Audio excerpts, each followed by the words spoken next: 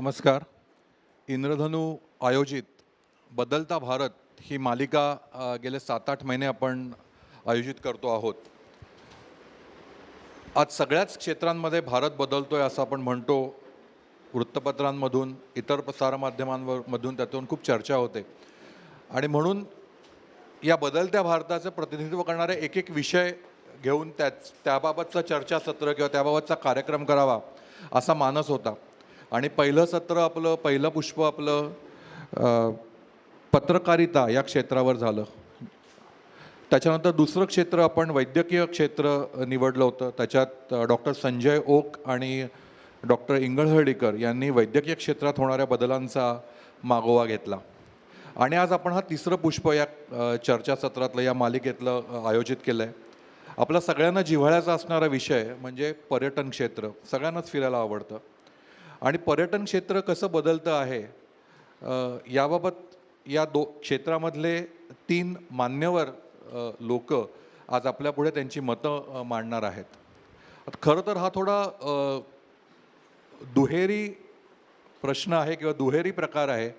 कारण पर्यटन ही माणसाची अगदी की आजच्या घडीला तरी मूलभूत गरज मानली जात नाही.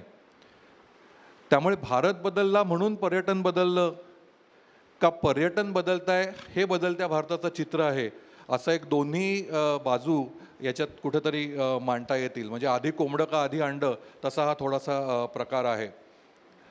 आणि त्या पार्श्वभूमीवर इथे जी आलेली 3 मान्यवर लोक आहेत त्यांचं या पर्यटन क्षेत्रामधलं काम हे खूप महत्त्वाचं आणि मोलाचं आहे हे आपण सर्वच जण जाणता. या 3ही जणांना आपण निश्चितपणे ओळखता. त्यांचं कर्तृत्व आपल्याला माहिती आहे. मुळात पर्यटन ही आता मी म्हटलं तशी मूलभूत गरज न राहता अजूनही मानली जात नाही काही प्रमाणात तरी. संपूर्ण भारताचा विचार केला तर कोणे एकेकाळी फक्त तीर्थक्षेत्रांपुरतं, तीर्थाटनापुरतं असणारं पर्यटन मर्यादित होतं. ते हळूहळू बदलत गेलं. आपल्या पूर्वीच्या संतांनी म्हणजे समर्थ रामदास स्वामींनी सुद्धा केल्या दे देशाटन असं म्हटलं.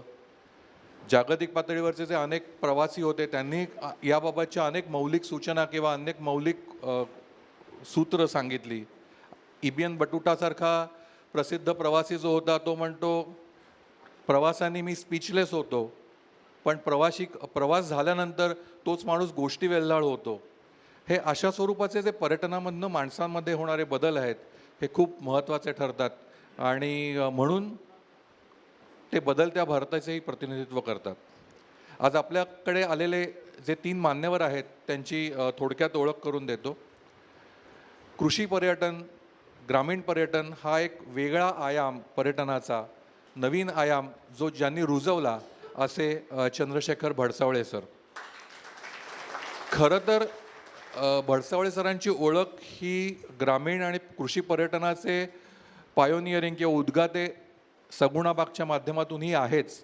पण त्याच्याही आधीची ओळख त्यांची म्हणजे ते शेतीतज्ञ आहेत. BSc ॲग्रिकल्चर आणि MSc फूड सायन्समध्ये त्यांनी अमेरिकन विद्यापीठातनं केल्यानंतर 76 साली ते आपल्या कौटुंबिक जो त्यांचा नेरळ आणि इकडचा शेती व्यवसाय होता त्याच्यात ते परतले. आणि तिथे काहीतरी आपल्या शेतकी शिक्षणाचा परिणाम व्हावा, त्याचा काहीतरी उपयोग व्हावा या उद्देशाने त्यांनी काही मूलभूत शेतीबाबतच्या संकल्पना तिथे राबवल्या. त्यातून त्यांचं जे संशोधन, त्यांचं जे काम होतं ते तर बहरलंच, पण त्यानंतर त्यांनी सगुणाबागच्या माध्यमातून लोकांपर्यंत, शहरी लोकांना ग्रामीण जीवनाचा, ग्रामीण पर्यटनाचा फील देण्याचं, त्याचा एक अनुभव देण्याचं एक उत्कृष्ट असं मॉडेल तयार केलं. आणि आपल्यापैकी मला खात्री आहे की अनेक जणांनी आपल्यापैकी सगुणाबागला निश्चितपणे भेट दिलेली असेल. आज सगुणाबागची पॉप्युलरिटी इतकी वाढलेली आहे की त्याच पद्धतीचे अनेक कृषी पर्यटन केंद्र ठिकठिकाणी गावागावांमध्ये तयार झालेले आहेत. त्यांच्या पॉन्ड हाऊसमधल्या घरामध्ये राहण्यासाठी महिनोन्महिने आधी बुकिंग करावं लागतं तरच बुकिंग मिळतं. असं शेतीतज्ञ असून ग्रामीण विकासाचं एक मॉडेल ज्यांनी तयार केलं आणि आज ते भारतात केवळ नेरळ म्हणजे आपल्या इथे नेरळपुरतं मर्यादित न राहता आज ते पंजाबमध्येही त्याच्यावर काम करता आहेत. भाताच्या ज्या विविध प्रकारची जी शेती होते त्या भाताच्या शेतीमध्ये त्यांनी काही मूलभूत संशोधन केलेलं आहे. पाणी कमी कसं लागेल, याच्यावरही त्यांचं बरंच काम आहे. असं एक बहुआयामी व्यक्तिमत्व आज पर्यटनाच्या माध्यमातून ग्रामीण विकासाचा जो मॉडेल त्यांनी बनवलेला आहे त्याबद्दल भाष्य करतील भडसावळे सर. त्याच्यानंतर दुसरे आपले तज्ज्ञ आहेत आणि या संपूर्ण चर्चासत्राचं सूत्रसंचालन जे करणार आहेत ते आपल्या सगळ्यांचे ओळखीचे लाडके ठाण्यातलेच मकरंद जोशी. गेली 30 वर्ष ते या क्षेत्रात आहेत. विहंग ट्रॅव्हल्सच्या माध्यमातून अनेक विविध सहली ते आयोजित करत असतात. पक्षी निरीक्षण, निसर्ग भ्रमंती, फोटोग्राफी हे त्यांचे आवडीचे विषय आहेत. त्याचप्रमाणे त्याच्याच अनुषंगानं विविध अभयारण्य, बांधवगड असेल, रणथंबोर असेल किंवा केनिया, श्रीलंका, टांझानिया येथील अभयारण्य असेल, इथे त्यांनी सहलीचे संयोजन केलेले आहे. त्याचप्रमाणे उत्तम लेखक आणि संवादक म्हणूनही ते आपल्याला माहिती आहेत. वैखरी या स्वतःच्या संस्थेमधून कॉपीरायटिंग आणि अनुवाद, ग्रंथ निर्मिती अशा गोष्टी ते करत असतात. अनेक कार्यक्रमांसाठी, मॅजेस्टिक गप्पांसारखे कार्यक्रम असतील किंवा इतर अनेक सांस्कृतिक कार्यक्रम असतील, त्याच्यामध्ये त्यांनी सुसंवादकाची भूमिका निभावलेली आहे आणि त्यामुळे आज ते तज्ज्ञ म्हणून आहेतच या तिघांमध्ये आणि त्याचबरोबर ते त्या दोघांशी सुसंवादही साधणार आहेत. शालेय क्रमिक पुस्तक बालभारतीचं इयत्ता 8वीचं त्या पुस्तकामध्येही त्यांनी लिहिलेला धडा समाविष्ट झालेला आहे. गेली अनेक वर्ष तुम्ही महाराष्ट्र टाइम्समधल्या सदरामधून विस्मरणातले ठाणेकर आणि इतर अनेक त्यांची सदरं आपण वाचत असाल. त्याचप्रमाणे पर्यटन महर्षी केसरीभाऊ पाटील यांच्या जीवन प्रवासाचे शब्दांकन प्रवास एका प्रवासाचा, तसेच चिंतामणी ज्वेलर्सचे संस्थापक अरुण शेठ कायगावकर यांचा परिसस्पर्श एक 52 कशी कहाणी अशा पुस्तकांचं त्यांनी प्रकाशन आणि संपादन केलेलं आहे. त्याचबरोबरीनं विणावळच्या अनेक ज्या वेगवेगळ्या कॅम्पेन्स होतात, त्यांचे जे वेगवेगळे उपक्रम होतात, त्याच्यामध्येही त्यांचा सहभाग असतो. ठाणे शहराच्या इतिहासाबद्दल त्यांनी जो लिखाणाचा जो विस्तृत पट गेल्या काही काळामध्ये वृत्तपत्रांमधून मांडलेला होता, त्यासाठी आणि इतर अनेक कामांसाठी त्यांना 2022मध्ये ठाणे महानगरपालिकेतर्फे ठाणे गौरव पुरस्कारांनी गौरवण्यात आलेला आहे.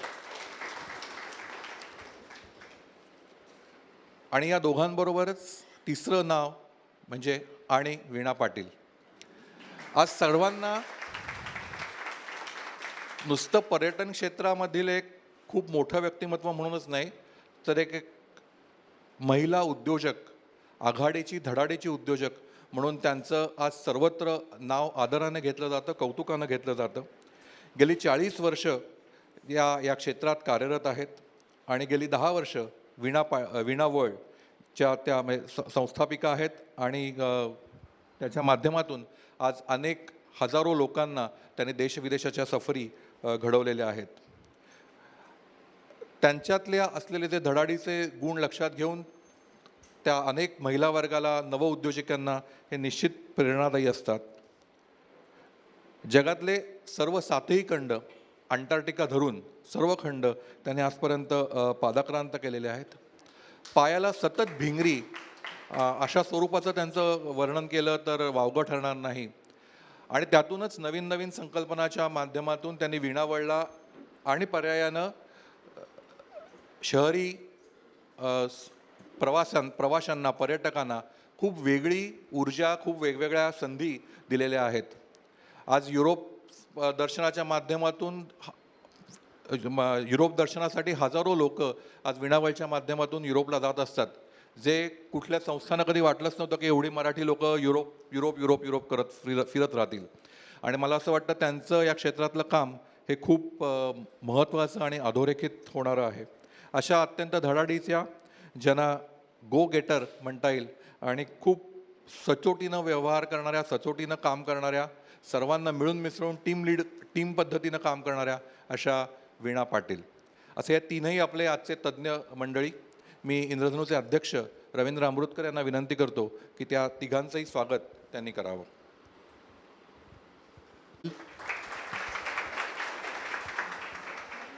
मकरंद जोशी,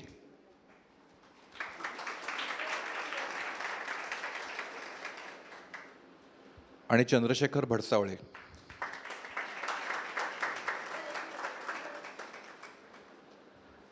आणि आता बदलत्या भारताचं प्रतिनिधित्व बदलतं पर्यटन क्षेत्र कसं करताय हे ऐकण्यासाठी पुढची सारी सूत्र मी मकरंद जोशी यांच्याकडे सुपूर्द करतो. धन्यवाद.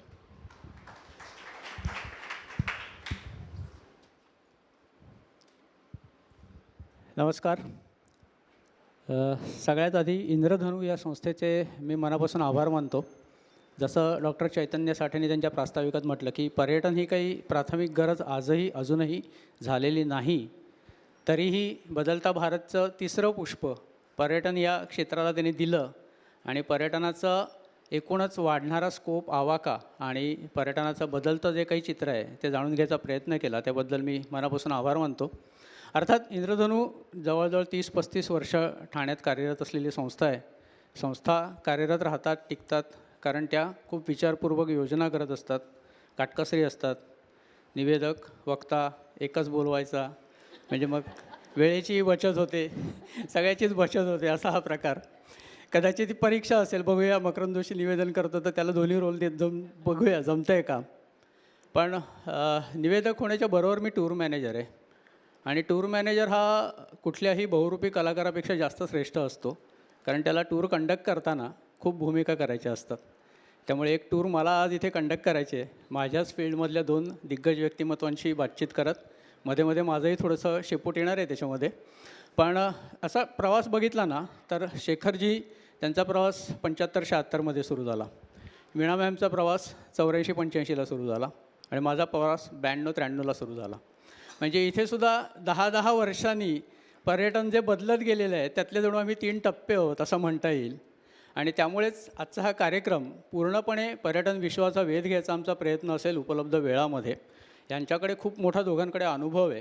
ह्या दोघांनी भारतामध्ये अस्तित्वात नसलेल्या, लोकांच्या कल्पनेतही नसलेल्या काही कल्पना प्रत्यक्षात आणल्या आणि त्या आता इतक्या रुळलेल्या आहेत की त्या आपल्याला रेग्युलर झालेल्या आहेत, त्या आपल्यासाठी नेहमीच्या झालेल्या आहेत. म्हणजे ॲग्रो टुरिझम, तुम्ही गुगलवरती ॲग्री टुरिझम म्हणून सर्च दिल्यावरती तुम्हाला 100-500 ॲग्री टुरिझमची पटापटा नावं येऊन पडतात.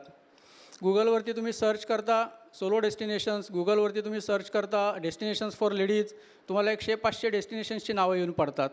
तर ह्या सगळ्या 100-500 नावं येण्यामागे ह्यांच्यासारखी 2 माणसं काम करत होती. ते अशा कल्पना घेऊन आले ज्या कल्पना आपल्या कल्पनेतही नव्हत्या आणि त्यामुळे पर्यटन क्षेत्राचा जो विकास झाला, जी प्रगती झाली, त्याचा जो आवाका वाढला. जसं चैतन्याने आधी सांगितलं की धार्मिक पर्यटनापासून ही सुरुवात झालेली होती आणि धार्मिक पर्यटनापासून आज सोलो ट्रॅव्हलिंगपर्यंत आपण आलेले आहोत. तर हा सगळा प्रवास, या प्रवासातली यांची भूमिका आणि ओव्हरऑल गेल्या 30 वर्षांमध्ये भारतातलं पर्यटन काय बदललं आहे का, पर्यटकांची मानसिकता काही बदलली आहे का, संयोजकांमध्ये काही बदल झालेत का, काही करायला लागलेत का. त्यात विशेषतः मधला जो कोविडचा कालखंड होता, जो सगळ्यांसाठीच फार त्रासदायक होता, आमच्या पर्यटन उद्योगासाठी सगळ्यात जास्त त्रासदायक होता. कारण पर्यटन म्हणजे ज्याला आपण टूर्स म्हणतो, तर टूर्स हा शब्द लॅटिन टुरिन या शब्दापासून आलेला आहे आणि टुरिन या शब्दाचा लॅटिन भाषेतला अर्थ आहे वर्तुळ काढायचं साधन. पर्यटक आपल्या घरातून बाहेर पडतो, कुठल्या तरी ठिकाणी जातो, तिथे 4 दिवस राहतो, काही ॲक्टिव्हिटीज करतो, निसर्ग सौंदर्य बघतो आणि परत आपल्या घरी येतो. वर्तुळ पूर्ण होतं. ते वर्तुळ पूर्ण झालं म्हणून ती टूर झाली असा तो शब्द पडला. तर ते पूर्ण होणारं वर्तुळ त्या 2-2.5 वर्षांमध्ये थांबलेलं होतं, संपलेलं होतं आणि ते पुन्हा एकदा नव्याने सुरू करायची जबाबदारी यांच्यासारख्या त्या क्षेत्रातल्या महत्त्वाच्या काम करणाऱ्या लोकांवरती होती आणि ते कसं सुरू झालं हे आपण जाणून घेणार आहोत. त्यामुळे जरी शेखरजी वडसावळे काय किंवा वीणा पाटील काय ही दोन्ही नावं त्यांच्या वजन आणि वलयासकट तुमच्या परिचयाची असली तरी सुरुवात करताना त्यांच्या सुरुवातीपासून थोडी सुरुवात करावी असं मला वाटतं. त्यामुळे मला शेखरजींना विचारायचं आहे की ॲग्री टुरिझम आज जे रुळलेलं आहे, तर तुम्ही तुमची स्वतःची ॲग्री टुरिझमची सुरुवात कशी झाली?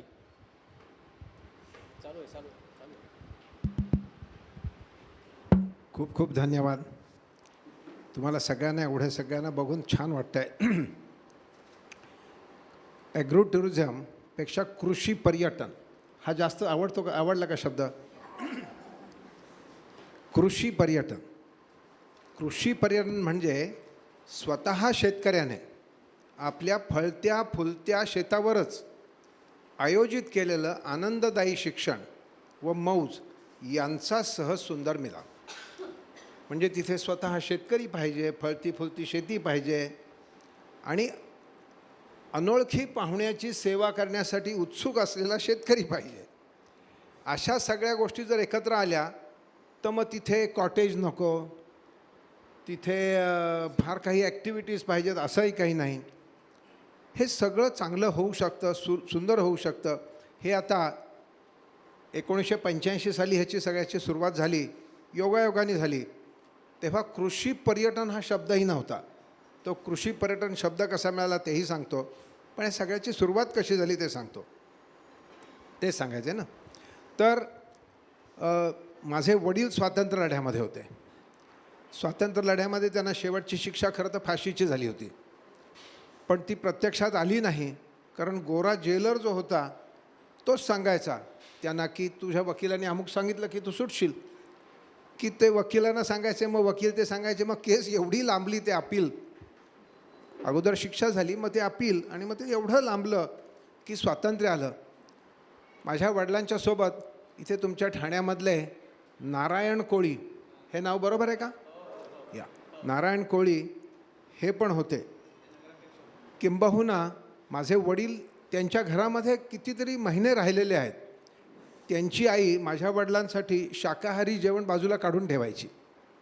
तर अशा प्रकारे माझं जे माझ्या विचारांशी संबंधित जे आहे ते देशप्रेम माझ्या वडिलांकडून आलेलं आहे. मी अमेरिकेला गेलो ते त्यांची पुण्याई म्हणूनच गेलो, आणि नाहीतर तेव्हा शक्य नव्हतं. 1970 साली गेलो आणि त्यांनी मला एक पत्र लिहिलेलं होतं. जाताना ते मला साधं पेनही घेऊ शकले नाहीत. बॉलपॉईंट पेन त्यावेळेला 1970 साली बॉलपॉईंट पेनची किंमत किती होती माहिती आहे तुम्हाला? 20 रुपये होती 1970 साली. पण तेव्हा ते पण मला घेऊ शकले नाहीत. आणि अशा परिस्थितीमध्ये मी अमेरिकेला जाऊ शकलो, ह्याचं कारण त्यांची गुडविल पुण्य फार होती, आणि समाजामध्ये खूप त्यांना त्यांच्या शब्दाला हे होतं. म्हणजे त्यांना मुलगा आहे आणि त्याला अमेरिकेला जायचं म्हटल्यावर 8 दिवसात पैसे उभे राहिले. एक मध्येच तुमची लिंक ब्रेक करतो. त्यांची पुण्याई इतकी मोठी होती की ज्या अमेरिकन कॉन्सुलेटने 2 वेळा शेखरजींचा व्हिसा नाकारलेला होता, त्या अमेरिकन कॉन्सुलेटच्या प्रमुखाशी बोलून त्यांच्या वडिलांनी आपल्या मुलाचा व्हिसा करून दिलेला होता. बरोबर. या ते माझ्या भावाच्या बाबत घडलं. धाकटा भाऊ, मला ते मिळालं व्हिसा, पण ते भावाला व्हिसा द्यायला तयार नव्हते. तर 2 का 3 वेळा त्यांनी नाकारल्यावरती नंतर परत ॲप्लिकेशन करता येत नाही. ते नाकारल्यावर ते ताडगन त्याच्या ऑफिसमध्ये गेले आणि त्याला सांगितलं, त्याला सगळं जे भाष्य केलं. पुढच्या 10 मिनटात त्या अमेरिकन माणसाने त्यांना माझ्या धाकट्या भावाला व्हिसा दिला. एनिवे, पण ते असे फार प्रखर होते. तर अशा प्रकारे त्या वातावरणामध्ये माझं बालपण झालं. त्यांना मी शब्द दिला होता 4 वर्षात परत येईन, पण मला हळूहळू तिथे चांगला जॉब मिळाला. तुम्हाला प्रिंगल्स माहिती असतील, प्रिंजल्स किंवा Pringles potato chips, prefabricated potato chips, या ते तयार करणाऱ्या टीममधला मी आहे. 1974-75 साली आमच्या टीमने ते प्रॉडक्ट तयार केलं. अमेरिकन प्रेसिडेंटला पाहिजे होतं. लॉस एंजल्सच्या महाराष्ट्र मंडळाचा मी सेक्रेटरी पण होतो. छान जीवन चाललं होतं. तेव्हा काही मोबाईल नव्हते, ईमेल नव्हती. त्यांनी पत्र लिहिलं की 20 दिवसांनी पत्र यायचं. माझ्या पत्राचं उत्तर त्यांनाही 20-25 दिवसांनी मिळायचं. त्यामुळे मी सगळं सुखेनैव चाललं होतं. एक दिवशी माझ्या रूममेटनी प्रश्न विचारला, अरे तुमच्या देशातले सगळे लोक आमच्या अमेरिकेला येतात शिक्षणासाठी, परत कोणीच जात नाही, मग तुमचा देश अगदीच खराब आहे का? त्या प्रश्नाचं उत्तर देऊ शकलो नाही. मी म्हटलं थांब जरा. दुसऱ्या दिवशी राजीनामा दिला आणि 15 दिवसात इथे आलो. इथे जे आलो ते मला असं वाटलं होतं की मी हिरो बनेन आणि मोठं छान काम करीन मी, असं देशामध्ये सगळं मोठं शेती हे ते संशोधन. प्रत्यक्षामध्ये आम्हाला कोणी पाणीही विचारलं नाही. कारण शेतकरी ना, भारतीय शेतकऱ्याला कोण विचारतो? सगळ्यांना असं वाटलं. एनिवे, माझं लग्न 76 नंतर 77 1 वर्षांनी अनुराधाशी, म्हणजे कॅन्सर इम्युनॉलॉजी ती करत होती. डॉक्टर सुधा गांगल, कॅन्सर रिसर्च इन्स्टिट्यूटमध्ये फार मोठं नाव होतं त्यांच्याबरोबर. आणि आमचं लग्न झालं. आम्ही शेतावर राहायला लागलो. समाजामध्ये आम्हाला प्रतिष्ठा नव्हती. त्याचं दुःख भयंकर होतं. तेव्हा कळलं की माणसाला जगण्यासाठी अन्न, वस्त्र, निवारा याच्याबरोबर प्रतिष्ठा ही फार महत्त्वाची गरज आहे. ती शेतकऱ्याला मिळत नाही. असं करत असताना योगायोगाने एक दिवशी एक मोठा घोणस जातीचा साप आमच्या पायरीवर आला. तो मी मारला. मला दुःख झालं आणि ठरवलं की आता आपण काही साप मारायचा नाही. आणि 10 दिवसामध्ये नाग आला.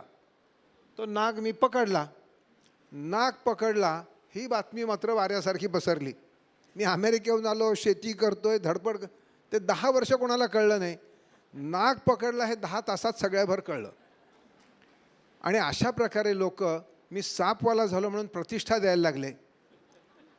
ज्यांनी मला पाणी विचारलं नाही ते घरात बोलून चहा द्यायला लागले.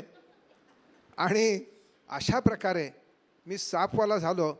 आणि म्हणून लोक साप त्यांच्या घरात आला की अरे या या आमच्या घरात साप आहे.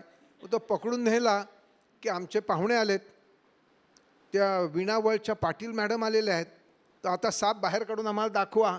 मग तो साप बाहेर काढून दाखवायला लागलो. असं करून लोक साप बघायला यायला लागले. मग जर चहाची वेळ असेल तर चहा, जेवणाची वेळ असेल तर जेवण, कारण लांब होतं आमचं घर, शेत. तर असं सगळं सुरुवात झाली.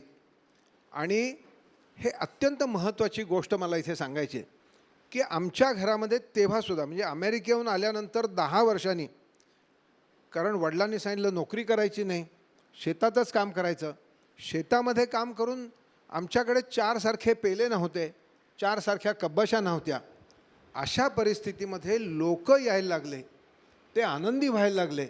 आणि आनंदी झाल्यामुळे, आनंदी का झाले तर त्यांना साप म्हणून ते आले, पण त्यांना झाडं, शेती, वनस्पती, किडे, पक्षी अशा सगळ्या गोष्टी मी दाखवायचो. अशा प्रकारे कृषी पर्यटनाची सुरुवात झाली आणि लोक आमच्याकडे यायला लागले. पुढची 5 वर्ष आम्ही लोक पैसे देऊ करत होते, पण आम्ही पैसे पण घेऊ शकत नव्हतो. स्वातंत्र्य सैनिक, समाजसुधारकाचा मुलगा, मी पैसे कसे घेणार पाहुण्यांच्याकडून, म्हणून पैसेही घेऊ शकत नव्हतो. तर अशा प्रकारे पैसे महत्त्वाचे नाहीत. महत्त्वाचं काय आहे तर जो ग्रामीण भागामध्ये अन्ननिर्मितीचं जो काम करतो आहे त्याच्या पाठीवर जाऊन हात कोणीतरी टाक तर, आणि सांगितलं की अरे तू फार छान काम करतो आहेस, तुझी काकडी फार चांगली आहे, तुझे दुधे फार चांगले, तर त्याच्या तिथे सगुणाबाग जन्माला येऊ शकेल आणि अख्खा भारत 5 स्टार होऊ शकेल, ते स्वप्न घेऊन आम्ही काम करतो. म्हणजे अमेरिकेतून परत येऊन मातीमध्ये हात घालून त्या मातीत काम करणाऱ्या प्रत्येक शेतकऱ्याला प्रतिष्ठा कशातून मिळू शकेल याचा शोध शेखरजींचा चालू होता. आणि त्याच्यामध्ये त्यांना एक साधन गवसलं जे कृषी पर्यटनाचं होतं.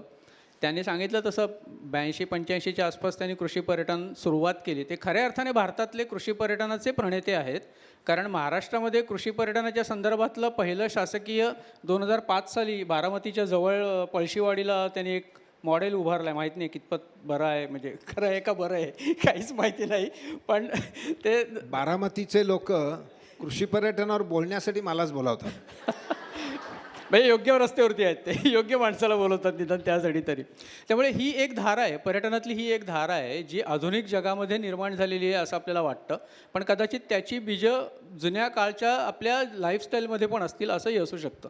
पण मुळात ज्या पर्यटनाविषयी आपण सातत्याने बोलत असतो, केलं पाहिजे, करतो, आवडतं, त्या मुख्य पर्यटनाचं प्रतिनिधित्व वीणाताई करतात. आयुष्यातली पहिली टूर तुम्ही कधी कंडक्ट केली होती? नमस्कार. हॅलो, या नमस्कार मंडळी.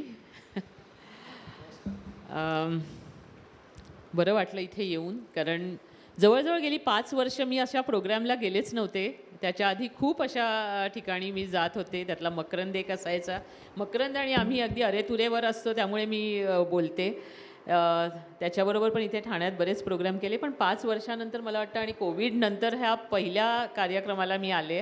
त्याच्यामुळे मला जरा आज नव्याने ऊर्जा आल्यासारखं वाटतं आहे की सगळ्यांना फिजिकली बघायला मिळतं आहे आणि तुमच्याशी संवाद साधायला मिळतो आहे. सो इंद्रधनुचे आणि सगळ्या व्यवस्थापकीय मंडळींचे खरोखर आभार. आणि तुम्ही इथे सगळेजण आलात त्याबद्दल खूप बरं वाटतं आहे. पहिली टूर म्हणजे 40 वर्ष आता जवळजवळ 1984ला माझ्या बाबांनी संस्था सुरू केली आणि आम्ही त्यांच्याबरोबर होतो. आणि म्हणजे पोटापाण्याचा प्रश्न होता आणि बाबांचा अनुभव होता त्यामुळे, आणि मुंबईत नवीन आलो होतो त्यामुळे हा व्यवसाय सुरू केला बाबांनी आणि त्यांच्याबरोबर आम्ही होतो. आणि 1984ला बाबांनाच फक्त माहीत होतं, कारण आम्ही अगदी नवीन होतो मुंबईला. त्याच्यामुळे 2 वर्ष गेली बाबांच्या बरोबर प्रवास करण्यात आणि त्यांना मदत करण्यात. आणि म्हणजे अगदी काउंटरवर बसून बुकिंग घेण्यापासून, रेल्वेचे तिकीटं काढण्यापासून ते बाबांच्या बरोबर ती टूर सुपूर्द करायची त्या रेल्वे स्टेशनला, इथपर्यंत हे सगळं कामं करत होतो. आणि नंतर मग असं 2 वर्ष काम केल्यानंतर असं वाटलं की येस, आता आपण करू शकतो. आणि वयाच्या 22व्या वर्षी पहिली टूर मी कंडक्ट केली आणि ती हां, म्हणजे आता असं वाटतं की 22 हे तसं लहान वय आहे, पण त्यावेळी असं वाटलं नाही मला. कारण मला असं वाटलं की खूप उशिरा करतोय. म्हणजे बाबांना खरं तर पहिल्याच वर्षी जर आपण त्यांच्याबरोबरच टूर कंडक्ट करू शकलो असतो तर आणखी म्हणजे आणखी थोडी मदत झाली असती. पण त्यावेळी ती हे केली आणि खरोखर म्हणजे 22व्या वर्षी आता थोडी अंगाने मी मजबूत झाले, पण त्यावेळी अगदीच बारकुडीशी होते आणि मोठी दिसावी म्हणून मी साडी-बिडी नेसली होती की पर्यटकांचा माझ्यावर विश्वास बसावा. आणि त्यावेळी आम्ही सेकंड क्लासने पहिली टूर मला आठवत आहे, फ्रंटियर मेल म्हणजे गोल्डन टेम्पल जी आता आहे ती हे असायची. 2 रात्रींचा प्रवास करून आम्ही दिल्लीला पोहोचायचो, अशी ती ट्रेन होती. रात्री इथे बसायचं, 2 रात्रींचा प्रवास, सेकंड क्लास, कारण पैसे अजिबातच नव्हते त्याच्यामुळे हे नाही. पण आणि तिसऱ्या दिवशी सकाळी तिथे उतरायचं असं होतं आणि मग मंडळींना घेऊन जायचं. आणि पहिल्याच दिवशी गाडीत बसल्या बसल्या एकांनी मला पकडलं, डोंबिवलीचे पाध्ये म्हणून, आता आमचे चांगले मित्र आहेत. आणि त्यांची तिकीटं अशी वेगवेगळी आली होती. तुम्हाला आठवत असेल पूर्वीचे रेल्वेचे प्रवास आपण करायचो तेव्हा की तिकीटं जी असायची ती म्हणजे एक बर्थ इथे आला आहे, दुसरा तिथे आला आहे, असं त्यांचं झालं होतं. आणि माझी पहिलीच टूर, आधीच मनातनं घाबरलेली होते, चेहऱ्यावर जरी खूप धाडस दाखवत असले तरी. आणि त्याच्यात त्यांनी मला उलटं सुलटं घेतलं की काय हे, एक तर आमच्याबरोबर केसरी भाऊ नाहीत आणि तू एवढीशी काय आमची टूर करणार, आत्ताच आमची वाट लावली, मुलं एका साईडला, इथे एका साईडला. माझी बापरे, बोलते त्यांच्याशी पण इतकी म्हणजे पायाखालची जमीन सरकत होती. आणि तिसऱ्या दिवशी त्यांना कसं तरी शांत केलं आणि तिसऱ्या दिवशी आम्ही उतरलो आणि पिंजोर गार्डनला आम्ही गेलो. आणि पिंजोर गार्डनला माझं पहिलं आणि ट्रेनमध्ये माझी आई होती बरोबर. आईला म्हटलं, आई, पिंजोरमधली माझी जी कॉमेंट्री आहे ती माझी आयुष्यातली पहिली कॉमेंट्री आहे, तर ती बघा मी आता. आणि मग आम्हाला लेडीज कंपार्टमेंट मिळालं होतं. तुम्हाला जर आठवत असेल तर सेकंड क्लासमध्ये लेडीज कंपार्टमेंट असायचं सुरुवातीला आणि तिथे 6 सीट्स असायच्या. आणि तिथे आम्ही बसलो होतो आणि आईला मी माझी कॉमेंट्री ऐकून दाखवत होते आणि आम्ही मग सांगायची, नाही इथे बदल कर, तिथे बदल कर. असं करून आम्ही पोहोचलो तिथे आणि माझी पहिलं पिंजोर गार्डनला आयुष्यातलं पहिलं माझं ब्रीफिंग झालं ग्रुपच्या समोर. 60 जणांचा ग्रुप होता. आणि जे माझ्याशी काल भांडलेले होते तेच पाध्ये आले आणि म्हणाले, काय मस्त सांगितलंस तू. मला असं वाटलं टूर संपली आता, म्हणजे झालं. ज्यांनी अगदी असं पहिलं चॅलेंज केलं होतं त्यांनी मला असं म्हटल्यानंतर मला जे काही मोटिवेशन त्यातनं मिळालं की ओके, आपण बाबा नसले बरोबर तरी आपण काहीतरी करू शकू.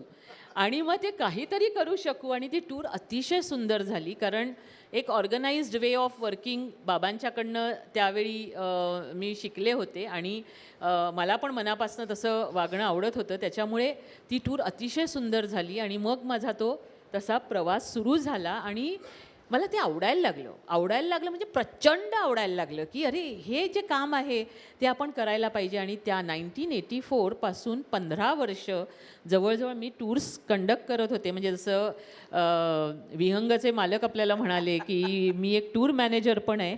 मला पण खूप अभिमान आहे की मी 15 वर्ष माझ्या आयुष्याची पर्यटकांबरोबर काढली आहेत आणि तीसुद्धा हिमाचलमध्ये त्यातली 10 वर्ष होती. आणि नंतर मग बाहेरच्या टूर्स सुरू झाल्या, मग तिथे जायला लागलो, मग काश्मीर हे ते असं सगळीकडे, म्हणजे भारतात पण सगळीकडे, साऊथला, नॉर्थला सगळीकडे आणि बाहेरच्या देशांमध्ये सुद्धा टूर्स केल्या. आणि मग त्यातनं तो प्रवास सुरू झाला की येस, आपल्या मंडळींना असं आपण बाहेर घेऊन जायचं, त्यांची सेवा करायची, त्यांचं हे करायचं आणि त्यातनं एक बाहेरच्या जगात काय चाललं आहे हे सगळ्यांना कळलंच पाहिजे, दिसलंच पाहिजे. म्हणजे आम्ही लिडरशिपमध्ये जे म्हणतो की लीडरने कसं असावं, तर लीडरचे 2 पाय, त्यापैकी एक पाय नेहमी आत असावा आणि एक पाय बाहेर असावा. कारण दोन्ही पाय जर आत असले तर बाहेरच्या जगात काय चाललंय ते कळत नाही, आणि दोन्ही पाय जर बाहेर असले तर आतली जनता सोबत येत नाही. आणि हे कधीतरी त्यावेळी शिवाजी महाराज कसे लीडर होते या संदर्भात ऐकलं होतं. ते इतकं पटलं की नुसतं इथे बसून बिझनेस करायचा नाही किंवा नुसतं बाहेर भटकायचं नाही, तर त्या दोघांचा मेळ आपल्याला साधता आला पाहिजे, ही जाणीव तेव्हापासून व्हायला लागली आणि मग तो प्रवास सुरूच राहिला. तुम्ही आत्ता म्हणालात तसं की भाऊन घरातच होते, म्हणजे भाऊंचं जे काही काम होतं ते तुम्ही लहानपणापासून बघत होतात. सुरुवातीला 2 वर्ष तुम्ही बॅक ऑफिसमधली सगळी कामं सांभाळलीत आणि मग टूरवरती गेलात. त्यामुळे तुम्हाला घरात प्रशिक्षण मिळालं असं म्हणता हो, हो. येईल. पण आता सध्या म्हणजे विणावटसाठी काय किंवा एकूणच टुरिझम इंडस्ट्रीमध्ये टूर मॅनेजर्सच्या प्रशिक्षणाची वेगळी काही व्यवस्था आहे? या बाबतीत थोडीशी दुरावस्था आहे, कारण टुरिझमचं महत्त्व आपल्या देशाला कळलंच नाही. म्हणजे मला असं आठवतं आहे की ज्यावेळी 1984ला बाबांनी संस्था सुरू केली, त्यावेळी आम्ही सगळ्या भारतभर टूर्स सुरू केल्या आणि मी बाबांबरोबर नेहमी त्यांची फाईल घेऊन त्यांच्या मागे मागे फिरत असायची. ते कसे हॉटेलवाल्यांशी बोलतात, ते कसे ट्रान्सपोर्टर्सशी बोलतात, आणि हे सगळं आम्ही करत होतो. बाबांबरोबर माझं शिक्षण सुरू होतं आणि हेच आपलं क्षेत्र आहे हे कळलं होतं. पण याच्यासाठी कुठे काही कोर्स करायला जावा का, तर त्यावेळी काहीही नव्हतं. म्हणजे एक 3 महिन्याचे कोर्सेस असायचे. म्हणजे मला आत्ता नाव आठवत नाही, पण असे 3-3 महिन्याचे कोर्स असायचे की टुरिझम शिकवतात. त्याच्यात मेनली शिकवायचे एअर तिकेटिंग कसं करतात, कारण एअरलाईन्समध्ये जॉब तेव्हा अवेलेबल होते त्यावेळी. पण टूर मॅनेजर म्हणून किंवा टुरिझमचं प्रशिक्षण असं काहीही नव्हतं. म्हणजे आत्ता थोडं तरी त्यात आहे, पण थोडी अनास्था अजूनही दिसते. आणि आपल्या सुजलाम सुफलाम भारतामध्ये एवढं टुरिझम पोटेन्शियल आहे की त्याचं महत्त्व खरोखर आपल्या राज्यकर्त्यांना कळलं नाही. 1984ला ज्यावेळी आम्ही गव्हर्मेंटने बांधलेल्या वेगवेगळ्या रिसॉर्ट्समध्ये जायचो, म्हणजे Himachal tourism development corporation, Maharashtra tourism development corporation, हे त्यावेळी ना, म्हणजे तो साधारण इंदिरा गांधींचा पिरियड होता, त्यावेळी या सगळ्या गोष्टी अतिशय चांगल्या तऱ्हेने तयार केल्या गेल्या. म्हणजे मला आठवतं आहे की धरमशालाला, मी हिमाचलच्या टूर्स करत होते तेव्हा, धरमशालाला, मनालीला अतिशय सुंदर रिसॉर्ट्स होती हिमाचल टुरिझमची. आणि म्हणजे असं वाटायचं, अभिमान वाटायचा की अरे वा, काय ही रिसॉर्ट्स आहेत. अतिशय सुंदर त्यांनी जागा निवडलेल्या असायच्या सगळ्या. म्हणजे देशभर ती एक लाट आली होती की टुरिझमच्या सगळीकडे, म्हणजे प्रत्येक राज्याचं एक टुरिझम डेव्हलपमेंट कॉर्पोरेशन असावं, आणि त्या प्रकारे काम झालं होतं. आणि आत्ताही तुम्ही कधी टुरिझम डेव्हलपमेंट कॉर्पोरेशनच्या कुठच्याही रिसॉर्टमध्ये गेलात तर तुम्हाला दिसेल की त्यांच्या साईट्स अतिशय सुंदर आहेत. कुठेतरी हिलवर, कुठेतरी एखाद्या व्ह्यू पॉईंटवर, अशा तऱ्हेने ती रिसॉर्ट्स वसलेली आहेत. कुठून तरी माउंटन रेंज दिसतंय, कुठून तरी समुद्राचा व्ह्यू आहे, असं आहे. आणि खूप चांगल्या तऱ्हेने मेंटेन होत होती. त्याच्यात आम्ही कितीतरी वर्ष टूर्स केल्या. आणि त्याच्यानंतर हळूहळू ह्या सगळ्या रिसॉर्ट्सची ॲक्च्युली वाट लागली. म्हणजे मग ती हिमाचलमध्ये असो, मध्य प्रदेशात असो, सगळीकडे असो, इव्हन महाराष्ट्रात. म्हणजे महाराष्ट्रातल्या टूर्स आम्ही पहिल्यांदा कंडक्ट केल्या ते आम्ही एका रिसॉर्टमध्ये, महाराष्ट्र टुरिझम डेव्हलपमेंट कॉर्पोरेशनच्या रिसॉर्टमध्ये, मला वाटतं मुरबाड नाही, इथे माळशेज की कुठेतरी. आणि त्याच्यानंतर माझं धाडसच झालं नाही, कारण लोकांनी आम्हाला जे हाणलं त्या दिवशी त्या टुरिझम रिसॉर्टवरनं, की म्हणजे नॅचरली आपण दुसरीकडे जातो किंवा बाहेरच्या देशांमध्ये जातो त्यावेळी रिसॉर्ट्स, हॉटेल्स ही चांगली असतात.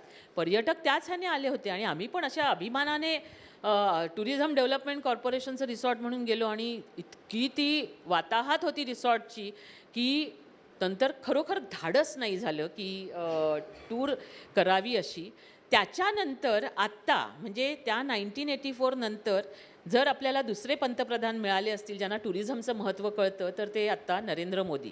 म्हणजे मी कोणत्याही पक्षाची नाही आहे किंवा पक्षाचा आणि आपला तसा काही संबंध नाही आहे. तुम्ही पर्यटक आहात आणि मी एक पर्यटन संस्थेची संचालिका आहे, एवढंच हे आहे. पण त्यांना महत्त्व कळतं आहे आणि त्यांच्यामुळे या देशात पुन्हा एकदा पर्यटनाला आणि पर्यटन संस्थांना तसंच हे जे डेव्हलपमेंट कॉर्पोरेशन्स आहेत किंवा ह्यांना खूप चांगले दिवस येतील. कारण एक तर इथे कोणीतरी रिव्हॉल्युशनरीच पाहिजे आणि ती धम्मक आपल्या माननीय पंतप्रधानांकडे आहे. फक्त त्या ऑर्डरची आम्ही वाट बघतोय की कधी ह्या तऱ्हेने सगळ्या गोष्टी चांगल्या तऱ्हेने सुधारतील आणि पुन्हा ह्या सगळ्या ह्याला चांगले दिवस येतील असं बघतोय. आणि हे जे टुरिझम गाईड्स किंवा टुरिझमचं पोटेन्शियल बघून आणि आपल्या म्हणजे भारतामध्ये इंटरनॅशनल पर्यटकांना बोलावणं हे जे काम आहे हे या पंतप्रधानांच्या मार्फत खूप चांगल्या तऱ्हेने होऊ शकतं. अजूनही गती तेवढी मिळालेली नाही आहे, पण आम्ही आशावादी आहोत आणि म्हणजे तो आशावाद निश्चितपणे चांगल्या ह्याच्यात परिवर्तित होईल असं मला वाटतंय. आणि कारण टुरिझम नुसता नाही होऊ शकत ना, त्यांना टुरिस्ट गाईड्स पाहिजेत, सगळं टुरिझमचं इन्फ्रास्ट्रक्चर पाहिजे. आणि डेफिनेटली मी सांगू शकते का ही धम्मक ह्यांच्यात आहे. ही लेह लडाखला आम्ही गेली अनेक वर्ष टूर्स करतोय, पण गेल्या काही वर्ष म्हणजे 3-4 वर्ष आम्ही बघतोय लेह लडाखचे रस्ते इतके सुंदर झाले आहेत. लेह लडाखमध्ये प्रत्येकाकडे घरांमध्ये जे म्हणजे इवन सिलेंडर गॅस सिलेंडर हे पूर्वी नव्हतं. ह्या सगळ्या गोष्टी तिथे इतक्या छान आल्यात. म्हणजे ज्या प्रवासाला आम्हाला 5-5, 6-6 तास लागायचे तिथे आता आम्ही 3 तासात पोहोचतोय. आज मनाली आणि चंदीगड ह्यांच्यामधलं अंतर त्या टनेलमुळे जे आम्ही म्हणजे मी 16 तासाचा प्रवास दिल्ली ते मनाली माझ्या आयुष्यात अनेक वर्ष केला आहे, पण तोच प्रवास आज 8 तासांवर आला आहे. चंदीगड ते मनाली 5 तासांवर आलं आहे. हे सगळं शक्य होतं आहे आणि खरोखर म्हणजे कारण इन्फ्रास्ट्रक्चर नसेल तर लोक कंटाळतात. म्हणजे आत्ता 2 दिवसांपूर्वी मी स्पेन आणि पोर्तुगालची टूर करून आले, जवळजवळ 20 दिवस. पण 20 दिवसांची टूर केल्यानंतर सोमवारी आम्ही पहाटे पोचलो, दुपारी 12 वाजता आम्ही ऑफिसमध्ये होतो. सांगायचा उद्देश काय की आम्ही दमलो नाही, कारण टुरिझमचं इन्फ्रास्ट्रक्चर त्याच्यामुळे रोज आम्ही म्हणजे हजारो किलोमीटरचा प्रवास केला. कारण आम्ही पर्यटकांना जसं दाखवतो त्याचप्रमाणे पण आणखी थोडा खोलात जाऊन ती टूर करतो आणि एवढाच हेतू असतो की आणखी काय करता येईल. काही गोष्टी आउटडेटेड होतात, काही गोष्टी नव्याने आणाव्या लागतात, त्याच्यासाठी हा प्रवास सुरू आहे सतत. सो ते आम्ही केलं आणि तिथून आलो, पण दमलो नाही. त्याचं कारण इन्फ्रास्ट्रक्चर. पण आपल्याकडेच आपण कुलू मनालीला जाऊन आलो, 8-10 दिवसांची टूर केली, तर दुसऱ्या दिवशी आपल्याला सुट्टी घ्यावी लागते आणि घरी बसून थोडं आराम करावा लागतो. हा जो फरक आहे ती जी गॅप आहे ती गेली पाहिजे. आणि आज आपण सहनशील आहोत सगळेजण, त्याच्यामुळे आपण ओके ते सगळी मानसिक तयारी करून आपण जातो, कारण आपल्या देशावर आपलं प्रेम आहे आणि त्या देशाच्या प्रेमासाठी आपण देशाचा कानाकोपरा ढुंडाळत असतो. पण थोड्या आम्हाला सुविधा जर जास्त मिळाल्या, म्हणजे मी जेव्हा टूर करत होते तेव्हा आणि आज 40 वर्षांनी सुद्धा शिमला आणि मनालीच्या रस्त्यामध्ये सुलभ शौचालय हा प्रकार हार्डली आहे. ही चांगली गोष्ट नाही आहे, भूषणावह नाही आहे आणि ते व्हायला पाहिजे. आणि मग जर परदेशी पर्यटक जर यायचा असेल, जो खऱ्या अर्थाने भारतात पर्यटनाचा विकास घडवून आणेल, त्याला तर हे इन्फ्रास्ट्रक्चर द्यायलाच हवं. कारण पर्यटन वाढतं हे आपण एक जण दुसऱ्याला सांगतो तेव्हा वाढतं. ते जाहिराती करून वाढत नाही किंवा कुठेही मोठमोठ्या म्हणजे माझ्या भाषेत मी जेव्हा टॉल टॉक्स केले तर ते होत नाही. त्याला एकाने दुसऱ्याला सांगूनच वाढायला पाहिजे. म्हणजे आम्ही मोठमोठ्या जाहिराती केल्या, पण टूरवर जाऊन जर तुम्हाला विचित्र अनुभव आला तर तुम्ही परत विणावलकडे येणार नाही. ह्याची जाणीव आम्हाला आहे. त्याच्यामुळे प्रत्येक टूर आधीच्यापेक्षा कशी आपल्याला चांगली करता येईल. चुका पण होतात, कुठे अनेक संघर्षांना आम्हाला तोंड द्यावं लागतं, कधी हे होतं, कधी पर्यटक अतिशय नाराज होतात, ह्या सगळ्या गोष्टी घडतात. पण शेवटी आम्ही प्रामाणिकपणे ते सगळं सुधारायचा प्रयत्न करतो आणि तेच आपल्या देशाच्या बाबतीत आहे. संस्था काय किंवा देश काय, दोन्ही ह्या गोष्टी ह्या एखाद्या संस्थेसारख्याच चालवाव्या लागतात आणि ते करायला पाहिजे. आणि मग जर एवढं टुरिझम वाढलं तर मग गाईड्सची डिमांड येईल, मग वेगवेगळ्या प्रोफाईल्स निर्माण होतील आणि मग निश्चितपणे कॉलेजेस म्हणा किंवा आणखी काय म्हणा ह्याला सगळ्याला हे होईल. म्हणजे गेल्या वर्षी आम्ही DY पाटील कॉलेजची टुरिझमवर एक कोर्स केला. पण कोविडनंतर टुरिझमकडे बघण्याची मानसिकता किंवा विद्यार्थी म्हणजे पाठ फिरवलेली आहे सध्या असं आहे. कारण जी हालत झाली आमची या कोविडमध्ये, त्याच्यात फक्त 6 लोकांनी त्याच्यात एनरोलमेंट केली. म्हणजे एवढी अनास्था आज टुरिझमच्या बाबतीत उभरत्या हुव्या जनरेशनची आहे. सो ह्याच्यात बदल हा गव्हर्मेंट जास्त तऱ्हेने करू शकतो. आम्ही आमच्या परीने प्रयत्न करतो आहे, पण आमचे हात छोटे आहेत. गव्हर्मेंट खूप काही बदल घडवून आणू शकतो आणि त्याची गरज आहे आणि ह्या सगळ्या प्रशिक्षणाची गरज आहे रादर. वीणाताई, मी म्हटलं तसं सुरुवातीला की वीणाताई मेनस्ट्रीम टुरिझमचं प्रतिनिधित्व करतात. शेखरजी कृषी पर्यटनाबद्दल आहेत आणि मला दुहेरी भूमिका दिली आहे. वाईल्डलाईफ टुरिझम हा माझा आवडीचा विषय, व्यवसायाचा भाग आहे.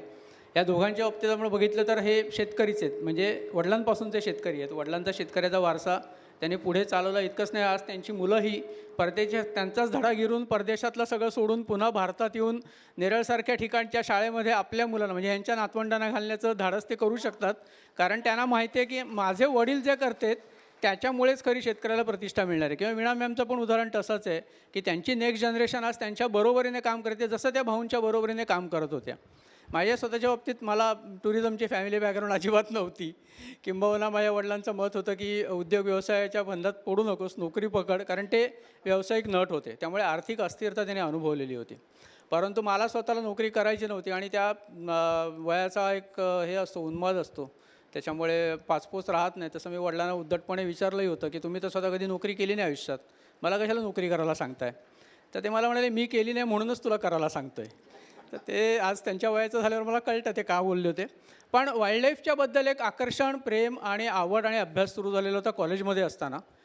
पनवेलची निसर्गमित्र नावाची संस्था आहे, त्यांच्यासाठी निसर्ग शिबिरं आयोजित करायची संधी 90-91मध्ये मला मिळाली. आणि मग चक्र फिरायला लागली डोक्यातली. मी त्यांनाच विचारलं, म्हटलं अरे आपण ते कर्नाळा अभयारण्यात शिबिर करतो दरवर्षी, ठीक आहे, ताडोबाला गेलात का तुम्ही? तर गेलं नाही, आपण जाऊया ताडोबाला. जाऊया. सगळं प्लॅनिंग केलं, प्रोग्राम बनवला. मला म्हणाले तू गेलास ना? म्हटलं नाही, मी पण नाही गेलेलो. म्हणजे तू पण गेलेलं नाही, मग तू आम्हाला कसा घेऊन जाणार? म्हटलं नाही, मला कसा घेऊन जाणार त्याची योजना आहे माझ्याकडे, काय दाखवणार ते मला माहिती आहे, कारण जंगल मला वाचता येतं. त्यामुळे आपण जाऊया. असं तो एक पहिला प्रयत्न आयुष्यातला केला 93 साली. आणि त्याच्यातून प्रेरणा घेऊन विहंग ट्रॅव्हल्स सुरू केलं, ज्याचा मुख्य भार हा निसर्ग पर्यटनाचा आहे. कारण जसं कृषी पर्यटन त्यांनी सांगितलं की कृषी पर्यटनाचं महत्त्व काय आहे, ते कसं व्हायला पाहिजे, किंवा मेनस्ट्रीम पर्यटनाचं महत्त्व काय, तसं निसर्ग पर्यटनाचं महत्त्व आहे. गरज अशी असते की शहरात राहणाऱ्या माणसाला प्रश्न पडतो की भारताचे वाघ 1200चे 1400 झाले, मला काय मिळेल? म्हणजे माझ्या लोकल गाड्या वेळेवर चालतील का? आमच्याकडचे पॉवर कट थांबेल का? आमच्या नळाचं पाणी रेग्युलर येईल का? नसेल तर वाघ तिकडे ताडोबाला, नाही तर कान्हाला, नाही तर रणथंबोरला, मी राहतो ठाण्यात, माझा काही संबंध नाही हो. मला कशाला तुम्ही उगाच त्या वाघांना वाचवा म्हणून माझ्या मागे लागताय? तर हा जो काही संबंध आहे तो दुवा सांधायचं काम आम्ही या पर्यटनातून करत असतो. कारण नॅशनल जिओग्राफिक किंवा डिस्कवरी चॅनलवरती बघितलेला निसर्ग तुमच्या अवतीभोवती पण आहे याची जाणीव करून द्यायला लोकांना जंगलात नेणं गरजेचं असतं. ते काम आम्ही करत असतो. त्याच्यामुळे त्यातला एक आनंद आणि स्वार्थ परमार्थ याचं कॉम्बिनेशन असं मिळून हे काम माझं चालू आहे. आणि ह्या सगळ्यांसारखे लोक जेव्हा समोर असतात रोल मॉडेल म्हणून, की ह्यांनी जसं सांगितलं की पहिली 10 वर्ष ह्यांना चहा प्यायला कोणी गावात बोलवत नव्हतं आणि मग लोक यांच्याकडे येऊन चहा प्यायला लागले, हा जो फरक आहे, हे जे परिवर्तन आहे. किंवा वीणा मॅमने जसं काम केलेलं आहे की त्या स्वतः अंटार्क्टिकाला गेल्या हे महत्त्वाचं नाही आहे, त्यांनी मराठी पर्यटकांना अंटार्क्टिकाला जायला शिकवलं. त्यांनी मराठी पर्यटकांमध्ये ती जिद्द निर्माण केली की तुम्ही पण इकडे जाऊ शकता, हे महत्त्वाचं आहे. आणि त्याच्यामुळे पर्यटन क्षेत्र विस्तारलं गेलं, हे महत्त्वाचं आहे. किंवा वुमन स्पेशल हा कन्सेप्ट टुरिझम इंडस्ट्रीमध्ये वीणा मॅमनी आणला. तर पहिली वुमन स्पेशल थायलंडसाठी गेली होती. थायलंड इन्व्हर्टेड कॉमा, इटॅलिक्स आणि त्याच्या भोवतीचे सगळे रंगीबेरंगी वलय. थायलंडचे पोलीस कमिशनर त्या अख्ख्या आमच्या टीमला वेलकम करायला एअरपोर्टवरती आलेले होते, रनवेवरती. का? तर आमचं डेस्टिनेशन तुम्ही फॅमिली म्हणून प्रमोट करताय, तो आमच्यासाठी फायदा आहे. तुम्ही 350 महिलांना घेऊन इथे येत आहे, फक्त महिलांची टूर थायलंडला, जगातला पहिला प्रोजेक्ट आहे म्हणाले, हे आम्ही तुमचं स्वागत करायला येतो. त्यामुळे ह्या लोकांनी केलेली जी कामं आहेत ना ती माइलस्टोन्स आहेत. मग मला प्रश्न पडतो, तुम्ही जेव्हा सुरू केलं तेव्हा म्हणाल की ॲग्रो टुरिझम, कृषी पर्यटन हा शब्दही नव्हता. आज सगळेजण तुमच्याकडे येतात, विचारतात कसं करायचं, काय करायचं. आज पण सकाळी मला माझ्या एका मित्राचा फोन आला, अरे ते भडसावळे ठाण्याला येणार आहेत. म्हटलं हो, नाही मला जरा आमच्या गावच्या शेताचं काहीतरी बघायचं आहे, तर त्यांना भेटता येईल का मला? म्हटलं कार्यक्रमाच्या नंतर भेट, कार्यक्रमाच्या आधी लोक त्रास देऊस त्याला. तुमच्यासमोर रोल मॉडेल काय होतं ॲग्रो टुरिझमचं आणि कुठलं होतं? नाही रोल मॉडेल नव्हतं, शब्दही नव्हता, संकल्पना नव्हती, काहीच नव्हतं. निव्वळ अंधकार होता आणि गरज होती की मला ग्रामीण भागामध्ये उभं राहायचं होतं. ग्रामीण भागामध्ये राहून एक चांगलं जीवन जगायचं होतं. आता चांगलं जीवन म्हणजे अतिशय छान बंगला, खूप चांगली कार असं नाही, पण चांगलं जीवन म्हणजे सन्मानाने आपल्याला जगता यावं. समाजामध्ये गेलं की आपण चांगलं काम करतो आहे असं समाजाने आपल्याला म्हणावं. तर अशा प्रकारचं जीवन जगण्याची एक इच्छा किंवा ती एक संकल्पना किंवा ते ध्येय माझ्या वडिलांनी माझ्या डोक्यामध्ये घातलेलं होतं. 10 वर्ष झाली होती आणि 10 वर्ष म्हणजे एक एक दिवस तेव्हा फार मोठा वाटतो. महिनोन-महिने काही स्पष्ट दिसत नसतं, अर्थार्जन नाही होत, पैसे नाही म्हणल्यावर सगळ्या गाड्या मग पांगळ्या होतात. आणि अशा परिस्थितीमध्ये जेव्हा सगळं चाललेलं होतं तेव्हा काही मार्ग दिसत नव्हता आणि कंटाळा आला, म्हणजे ह्या पृथ्वीचाच कंटाळा आला. अशा परिस्थितीमध्ये तो साप आला. म्हणून मग ही सगळी सुरुवात झाली आणि मी सापवाला झालो, म्हणून त्याच्यामधून मार्ग दिसायला लागले. तेव्हा कृषी पर्यटन हा शब्दच मुळी नंतर मिळाला. म्हणजे लोक यायला लागले होते, त्याच्यामध्ये मला आनंद मिळायला लागला होता, जगण्यासाठी एक नवीन कारण मिळालेलं सुरू होतं.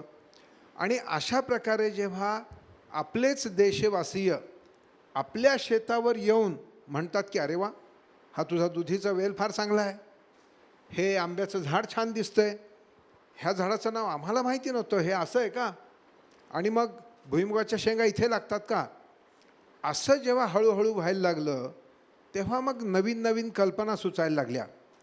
म्हणजे आम्ही सगुणा बागेमध्ये एक फार विशेष राईड देतो की जी जगात कुठेच नाही. तुम्हाला माहिती आहे ना ती राईड? त्याला आम्ही म्हणतो WB राईड. तुम्हाला द्यायची आहे ती राईड एकदा.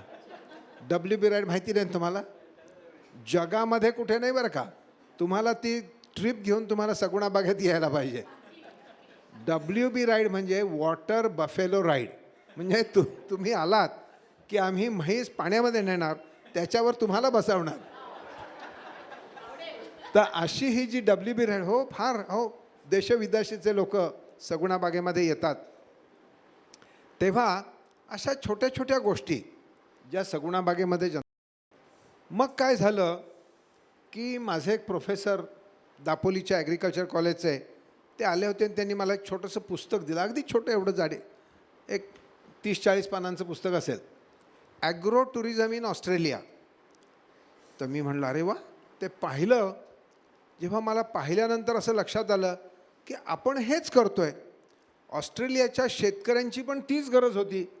त्यांचं उत्पन्न घटलं होतं, त्यांच्याकडचे रिसोर्सेस म्हणजे जमीन होती, शेती होती, ट्रॅक्टर होता, पण या सगळ्या गोष्टी ज्या होत्या किंवा मेंढ्या होत्या, त्याचे ते लोकर काढत होते, पण त्यांना प्रतिष्ठा नव्हती, उत्पादन घटलं होतं.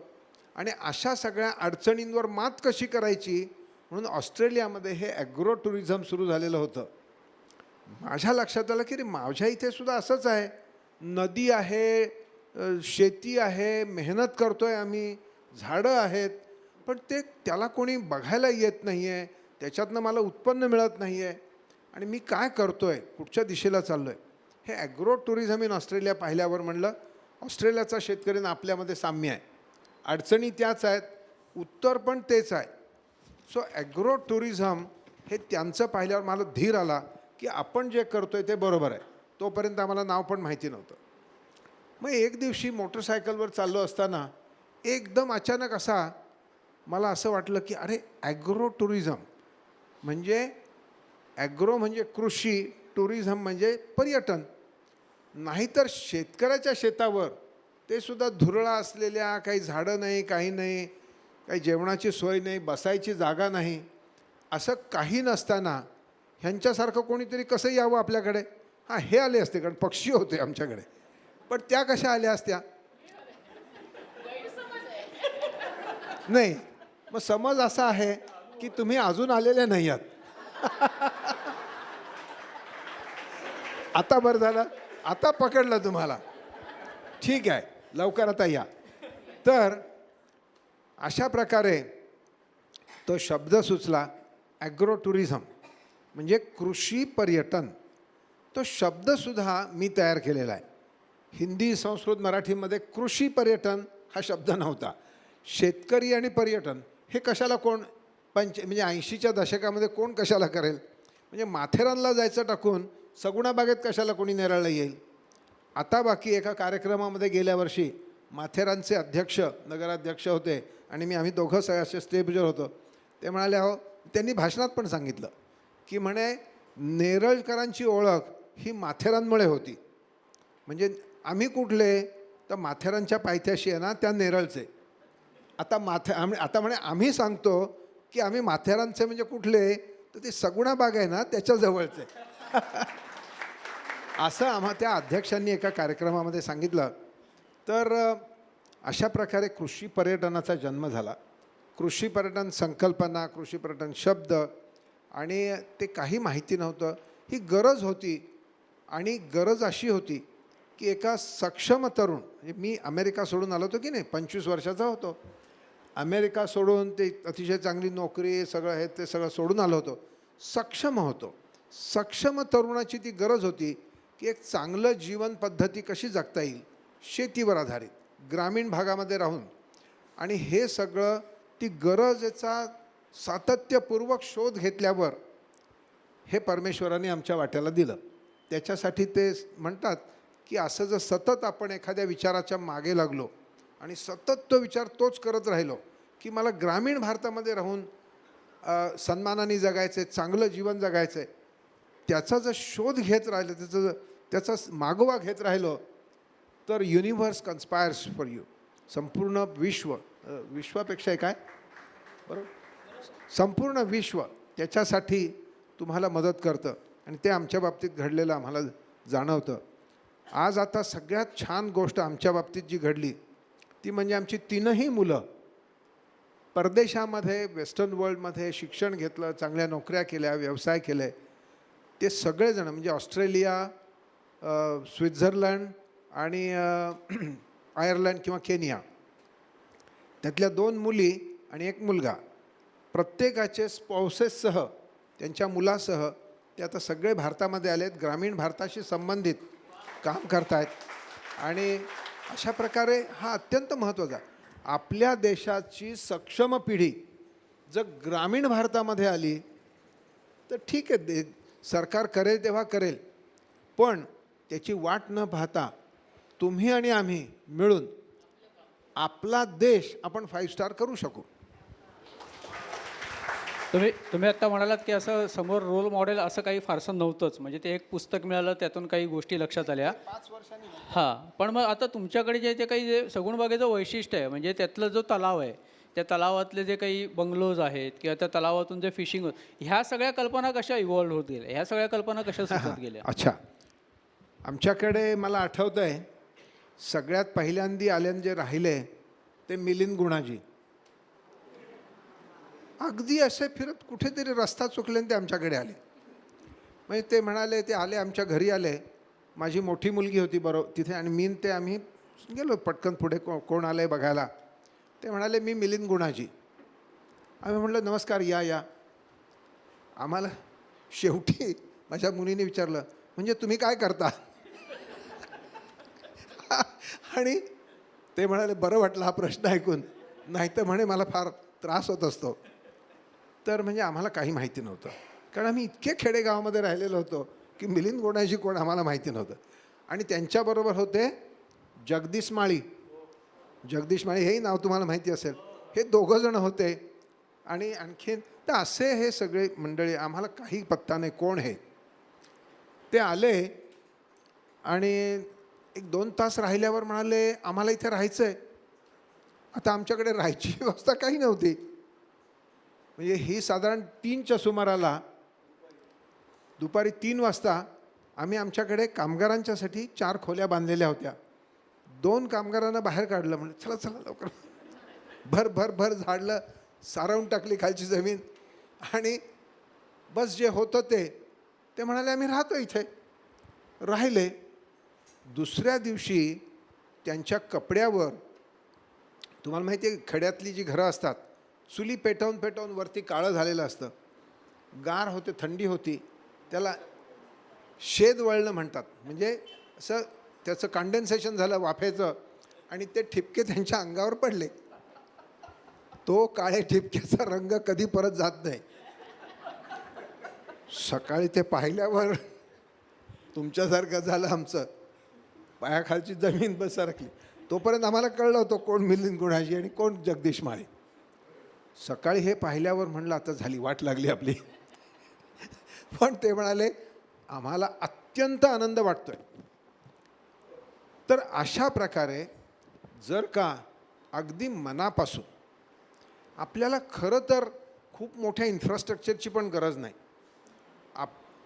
ताईंनी सांगितल्याप्रमाणे आपला देश इतका विविधतेने नटलेला आहे, एवढं प्रचंड आपल्याकडे देण्यासारखं. म्हणजे मी पण अगदी आत्ता एवढ्यातल्या एवढ्यात मॉरिशस, व्हिएतनाम, कंबोडिया, हे सगळे इतके छोटे छोटे देश आहेत. काय सुंदर, थायलंड, केवढं त्यांचं पर्यटन. त्यांनी माणसं छान आहेत, माणूस महत्त्वाचा आहे. आपल्या देशामधली ही जी माणसं आहेत ना, त्यांना कल्पनाच नाही की आपण अतिथी देवो भव हे प्रत्यक्षात आणू शकतो आणि देवच तिथे येतो. तर ही जी गोष्ट आहे, ह्या गोष्टीवर आपण बोलतो, त्याचे बोर्ड करून भिंतीवर लावतो, पण आपला विश्वास नाही बहुधा त्याच्यावर. आपण तसं वागायला पाहिजे आणि तसं जर वागलं तर आपल्याला आपला देश हा खरोखर फार सुंदर अप्रतिम गोष्ट करता येईल. म्हणजे आर्थिकदृष्ट्या मित्र मिळतील आपल्याला आणि खूप चांगले मित्र. आज आता कुठेही इतके मित्र आम्हाला त्या सगुणा बागेच्या माध्यमातून मिळालेले आहेत. कुठेही प्रवासाला गेलं, फार सिडनीच्या किनाऱ्यापासून विमानात कुठेही जर एखादा माणूस हसत हसत बघत आपल्याकडे यायला लागला की मी समजतो हे सगुणा बागेत येऊन गेलेत. मग पटकन उठायचं, हा मी नमस्कार, पण नाव लक्षात नाही, असं करून वेळ मारून यायची. असं खूप मित्र मिळू शकतात. कृषी पर्यटनामध्ये आपल्याला आपला ग्रामीण भारत इतका प्रचंड ताकदवान आहे की सोन्याचा धूर निघणं हे सहज शक्य आहे असा माझा विश्वास आहे. आणि या देशाचा शेतकरी, प्रत्येक शेतकरी हा कृषी पर्यटन केंद्र होऊ शकतो. खूप मोठी शक्ती त्याच्यामध्ये आहे. मगाशी तुमच्या बोलण्यात उल्लेख आला की कोविडचा पिरियड आणि त्यानंतर सगळा जो एक भाग, तर कोविडच्या लाटेमुळे सगळ्यात पहिला फटका टुरिझम इंडस्ट्रीला बसला होता आणि सगळ्यात उशिरा हळूहळू उठायला तीच इंडस्ट्री सुरुवात झाली. पण त्याचे काही पॉझिटिव्ह तुम्हाला हे सापडले का? कारण तुम्ही प्रत्येक गोष्टीतलं एक पॉझिटिव्ह काढून दाखवता. तर कोविडचे काही पॉझिटिव्ह इफेक्ट आहेत टुरिझम इंडस्ट्रीवर? कोविड म्हणजे पुन्हा एकदा पायाखालची जमीन सरकली म्हणजे किंवा पूर्ण कोलमडण्याच्या अवस्थेत आलो होतो. अशाच तऱ्हेने कोविड हा पर्यटन विश्वावरच कोसळला, जगभरच्या. म्हणजे त्यात काहीही हे नाही. आणि अजूनही आपण सगळेजणं त्या कोविडचे जे काही आफ्टर इफेक्ट्स असतात ते सगळेजणं आपण बघतोय, आपण त्याला सामोरे जातोय, असं झालं आहे सगळ्या जगामध्ये. म्हणजे आज जर आपण बघितलं तर म्हणजे असं झालं आहे की आत्ता आमची डिरेक्टर सुनीला पाटील काही महिन्यांपूर्वी ऑस्ट्रेलियाला गेली होती. मॅनपॉवर नाही कुठे, अशा तऱ्हेचा प्रचंड फटका या इंडस्ट्रीला बसलेला आहे. म्हणजे जी इंडस्ट्री जगात 2 नंबर होती, मॅन्युफॅक्चरिंग आणि मॅन्युफॅक्चरिंग नंतर टुरिझम आणि टुरिझम नंतर IT इंडस्ट्री, एवढी प्रचंड मोठी इंडस्ट्री आज तशी बऱ्यापैकी जरा पिछेहाटीला गेली आहे.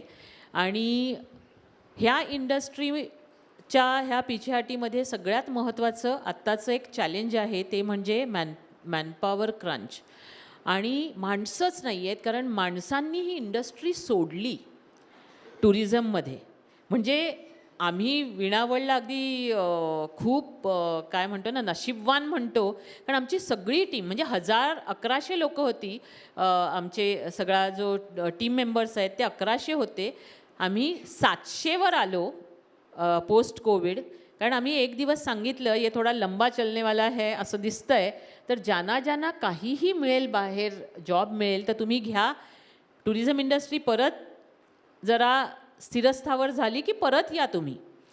पण 700 लोक टिकून राहिले आणि त्याच्यामुळे आम्ही परत एकदा जोमाने काम करायला सुरुवात केली आणि करू शकलो. पण ही ऑस्ट्रेलियाला गेल्यानंतर तिथे हॉटेलमध्ये माणसंच नाहीत.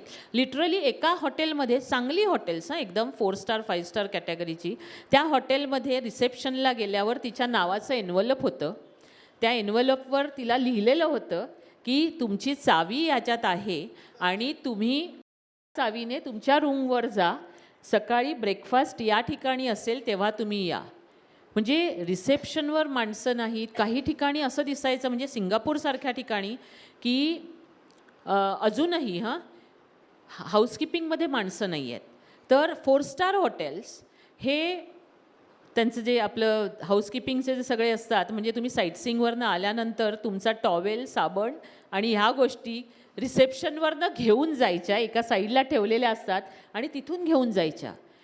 नॉर्मली सकाळचं फ्लाईट असलं की आम्ही हॉटेलला सांगायचो की आम्ही काय ब्रेकफास्टला नाही, कारण ब्रेकफास्ट जनरली सगळ्या ऑल ओव्हर द वर्ल्ड 7 वाजता 7:30 वाजता असा सुरू होतो.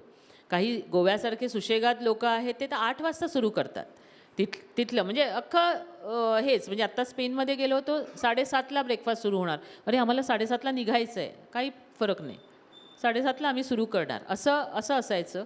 तर आम्ही ब्रेकफास्ट पॅकेट घ्यायचो. कधी एअरपोर्टला जायचं असायचं, कधी एखादं साईटसीइंग जरा जास्त असेल तर लवकर निघावं लागायचं. म्हणून ते पॅकेट आता सगळ्या हॉटेल्सनी जवळजवळ जगभरात बंद केलं. का बंद केलं? माणसं नाहीत. ते बांधणार कोण? ते तुम्हाला कल्पना असेल, तुम्ही कधी पॅकेट घेतली असतील आणि त्याच्यात त्या वस्तू भरायला माणसं नाहीत. ही अवस्था कोविडनंतर आहे. म्हणजे कोविडनंतर बघायला गेलं तर बऱ्यापैकी इंडस्ट्री अजूनही त्याचे सगळे जे परिणाम आहेत ते भोगते आणि अजून वर्ष जाईल त्याला. म्हणजे विमान कंपन्या काही बंद पडल्या, तर काही विमान कंपन्या ह्या म्हणजे त्यांनी इतके रेट्स वाढवले की पर्यटन कसं करायचं हा प्रश्न सगळ्यांपुढेच आपल्यापुढे निर्माण झाला. म्हणजे विमान कंपन्या जगल्या नाहीत तर प्रचंड हानी आहे. म्हणजे आम्ही प्रार्थना काय करतो की आपण देवाला प्रार्थना करतो तेव्हा आम्ही म्हणतो ए बाबा विमान कंपन्या जगव, कारण विमान कंपन्या जगल्या तर हा बिझनेस राहू शकेल आणि ह्याच्यावर आधारलेली जी हे आहे सगळीच इंडस्ट्री ही जगू शकेल. सो हे म्हणजे आमच्या नवीन कोविडनंतर काय झालं तर आमच्या प्रार्थनेमध्ये विमान कंपन्या आल्या. असं झालं की बाबा ह्यांना जगव. सो अशा तऱ्हेचे ते थोडेसे परिणाम भोगावे लागत आहेत. पण कसं आहे ना की एखादं असं अरिष्ट आलं किंवा ते कोसळलं आपल्या अंगावर, काहीही कल्पना नसताना ते आपल्याला खूप शिकवून जातं. आणि ते शिकवून असं गेलं की आम्ही पुन्हा एकदा नव्याने आमच्याच व्यवसायाकडे बघायला तो वेळ मिळाला. नाही तर आपण एका त्या वेगामध्ये असतो आणि त्या वेगामध्येच जशी गाडी चालली आहे तशीच आपण त्याच सरळ मार्गाने जात असतो. ते थोडीशी वाट वाकडी झाली, थोडे आणखी पाठी गेलो, आपण काय करतोय, कसं करतोय, काय आहे, हा वेळ इतका मिळाला की खरोखर आम्ही वेगळ्या अर्थाने आता काय आपल्याला करता येईल ह्याकडे बघायला सुरुवात केली आणि आम्हाला खूप नव्याने गोष्टी कळल्या.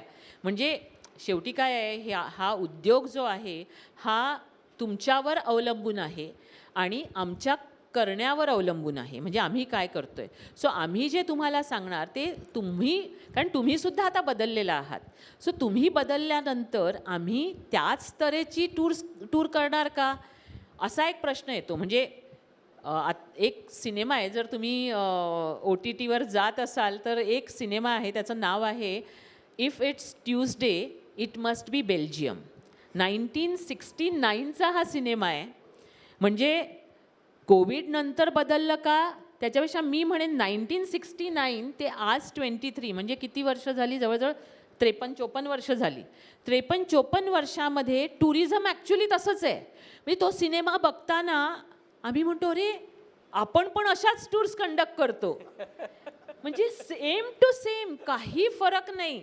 तसेच पर्यटक आजसुद्धा आहेत आणि तसेच आम्ही आमचे टूर मॅनेजर्स किंवा आम्ही स्वतः हे टूर्स कंडक्ट करतो. बदललं आहे काय तर आज आपल्याला खूप सुविधा निर्माण झालेत आणि त्या सुविधांमुळे जे पर्यटन त्यावेळी कदाचित एवढं इझी नव्हतं ते आता इझी झालेलं आहे.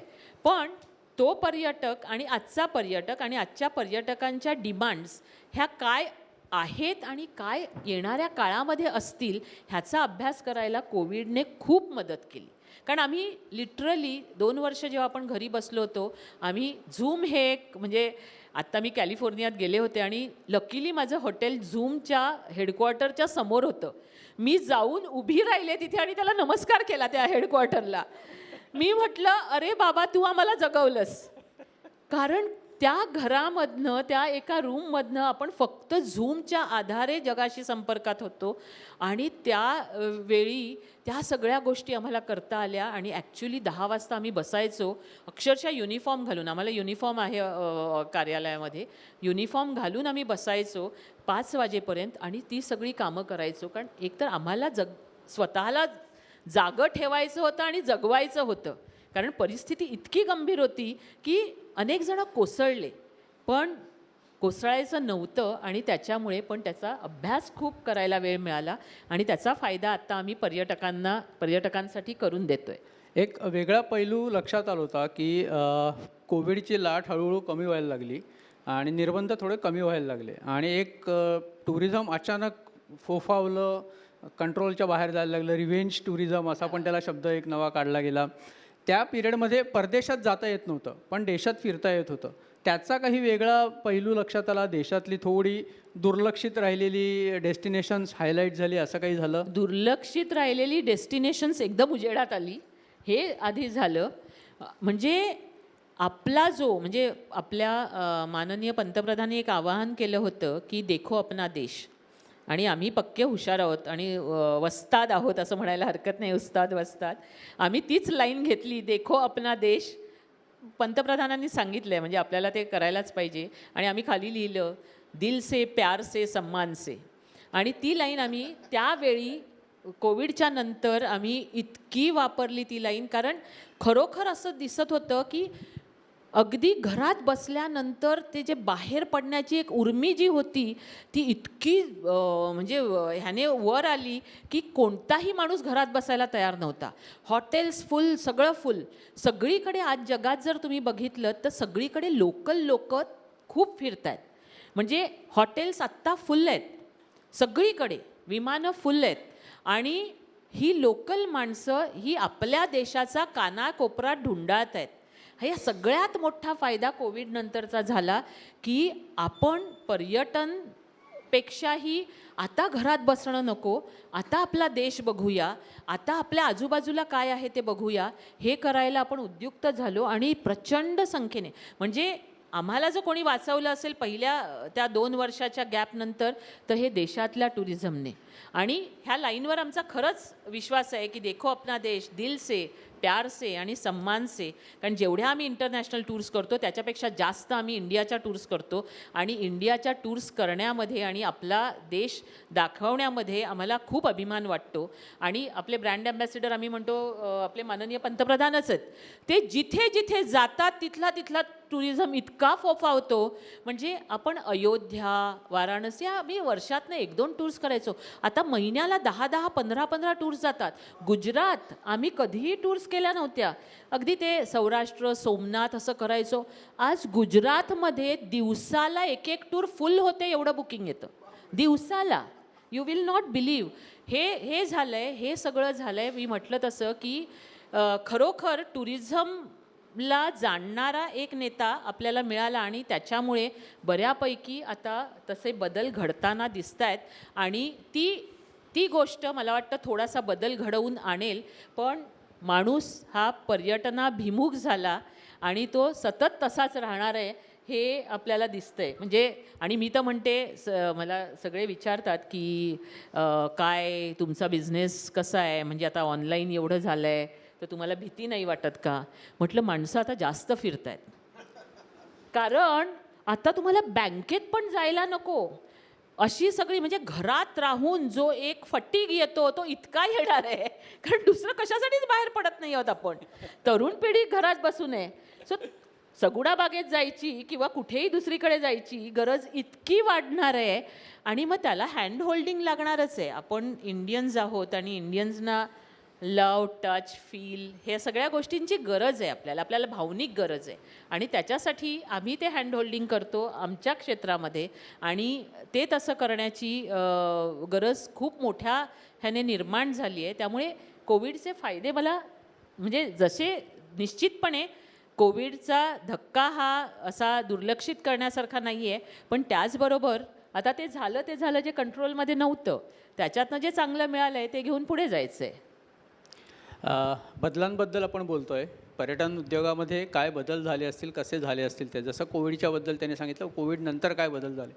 माझं स्वतःचं जे क्षेत्र आहे वन्यजीव पर्यटन, वाईल्ड लाईफ टुरिझम.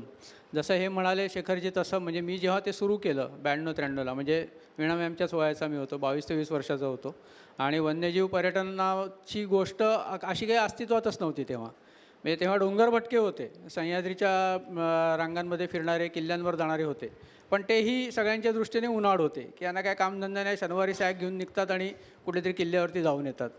पक्षी बघायला जाणं हा तर तद्दन मूर्खपणा होता. पक्षी बघून काय आनंद मिळतो तुम्हाला, पक्षी बघायला कशाला जायचं असं होतं. त्यामुळे पैसे देऊन जंगलामध्ये जाऊन प्राणी बघायचे हा वेगळाच विषय होता. त्या परिस्थितीमध्ये काम सुरू केलं. त्यामुळे तेव्हाच्या काळातलं जे वन्यजीव पर्यटन होतं ते बाल्यावस्थेतलं होतं. आज जसं कृषी पर्यटनाचं झालेलं आहे तसं वन्यजीव पर्यटनाचं झालेलं आहे. गुगलवरती जाऊन तुम्ही सर्च दिलात तर तुम्हाला फक्त मुंबईतलेच एक 50 टूर ऑपरेटर्स मिळतील की जे प्रोक्लेम करतात की ते वाईल्ड लाईफ टूर्स करतात. आता वाईल्ड लाईफ टूर्स जसं त्यांनी कृषी पर्यटनाची व्याख्या सांगितली तशी वाईल्ड लाईफ टूर्सची व्याख्या होणं गरजेचं झालेली गोष्ट. पण झालेला बदल एक जो आम्हाला लक्षात आलेला आहे प्रामुख्याने तो हा आहे की सुरुवातीच्या काळात म्हणजे जवळजवळ 2000 सालापर्यंत वन्यजीव पर्यटनामध्ये कॅमेरा ही गोष्ट फार मर्यादित स्वरूपात होती. म्हणजे 20 लोकांचा ग्रुप असेल तर जास्तीत जास्त 3 व्यक्तींकडे चांगल्या दर्जाचे कॅमेरे असायचे ज्याने वाईल्ड लाईफ फोटोग्राफी केली जायची. डिजिटलायझेशन झालं, जगभरातले ब्रँड्स भारतात यायला लागले, इझिली मिळायला लागले, लोकांचा आर्थिक स्तर वाढला आणि सुदैवाने दुर्दैवाने सोशल मीडिया आला. सोशल मीडिया आल्यामुळे मी काढलेली प्रत्येक गोष्ट, मी खाल्लेली प्रत्येक गोष्ट, मी केलेली प्रत्येक गोष्ट जगाला सांगायची सोय झाली. म्हणजे आम्ही हल्ली म्हणतो की तुम्ही एखाद्या एअरपोर्टवरती आहात आणि ते सोशल मीडियावर नाही टाकलं तरी तुम्हाला विमानात बसून देतील, पण लोकांचा काही त्यावर विश्वास राहिलेला नाही. त्याच्यामुळे सोशल मीडियाच्या एका सगळ्या त्या पद्धतीमध्ये वाईल्ड लाईफ टुरिझम म्हणजे जंगलात जाऊन कुठल्या तरी प्राण्याचा फोटो काढायचा आणि तो सोशल मीडियावर टाकायचा म्हणजे आपण वाईल्ड लाईफ टुरिझम केलं, असं एक चुकीची संकल्पना झपाट्याने रुजलेली बघायला मिळते. त्यामुळे माझ्यासारखा जो हार्डकोर वाईल्ड लाईफ लव्हर असतो तो मग पर्यटकांशी झगडायला लागतो की बाबा हे नाही आहे करायचं, तुला तू फोटो काढ, थोडेसं काढ, खूप काढ, कितीही काढ, पण पर्यटन, वाईल्ड लाईफ पर्यटन हे फोटो काढून फोटो टाकून एवढंच नाही आहे, तुला ते जंगलाची माहिती घ्यायची. मी सुरुवातीला म्हटलं तसं जंगलाशी नातं जोडायचा तो प्रयत्न असतो आणि फोटोग्राफीच्यामुळे आता असं झालेलं आहे. मग ठीक आहे, मग आपण असं म्हणतो तसं की फोटोग्राफी जर अविभाज्य भाग झाली असेल तर मग आम्ही विचार केला फोटोग्राफीचाच वापर करून आपल्याला जे सांगायचं ते आपण लोकांना सांगूच शकतो. त्याच्यामुळे मग टूरवरती स्लाईड शो आले, टूरच्या व्यतिरिक्त लेक्चर्स आली की ज्या आम्ही काढलेले फोटो आहेत ते लोकांना दाखवू, लोकांना सांगू की जंगलात जातो तो फक्त वाघ नसतो बघायचा, हे बाकीचे 15 पक्षी आहेत, हे बाकीचे 10 प्राणी आहेत, ही जंगलाची रूपं आहेत ती बघायचे, ते सांगण्यासाठी आपण सोशल मीडिया वापरू. त्यामुळे अशा पद्धतीचा बदल वाईल्ड लाईफ टुरिझममध्ये मी स्वतः अनुभवतो आहे की जो तंत्रज्ञानाच्या माध्यमातून झाला. स्वाभाविकच कुठल्याही गोष्टीची जेव्हा म्हणजे जसं मराठी सिनेमाचं एक चांगलं उदाहरण देता येईल की विनोद चालतो म्हटल्यावरती झपाट्याने फक्त विनोदी चित्रपट बनायला लागले होते आणि मग त्यातला कोणीच थिएटरमध्ये जाऊन बघायला तयार होईना. तसं एखादी गोष्ट चालते म्हटल्यावरती तिच्या मागे लागतात. जसं वाईल्ड लाईफ टुरिझमचं झालं किंवा ॲग्री टुरिझमचं झालं आहे. ॲग्री टुरिझमचं असं दिसलं की जसं .com कंपन्यांचं पेव फुटलं होतं तसं गेल्या काही वर्षात ॲग्री टुरिझमचं पण खूप पेव फुटलं आहे. पण ते सुरू होतं, तुम्ही म्हणता तसं कोणीतरी पाठी लावतं सुशिला ॲग्री टुरिझम, कोणीतरी पाठी लावतं अन्नपूर्णा ॲग्री टुरिझम सुरू करतं, नंतर ते बंद झालेलं असतं. आणि असे बरीच उदाहरणं आहेत. असं का होत असेल? सुरू झालेले ॲग्री टुरिझमचे झपाट्याने बंद का झाले?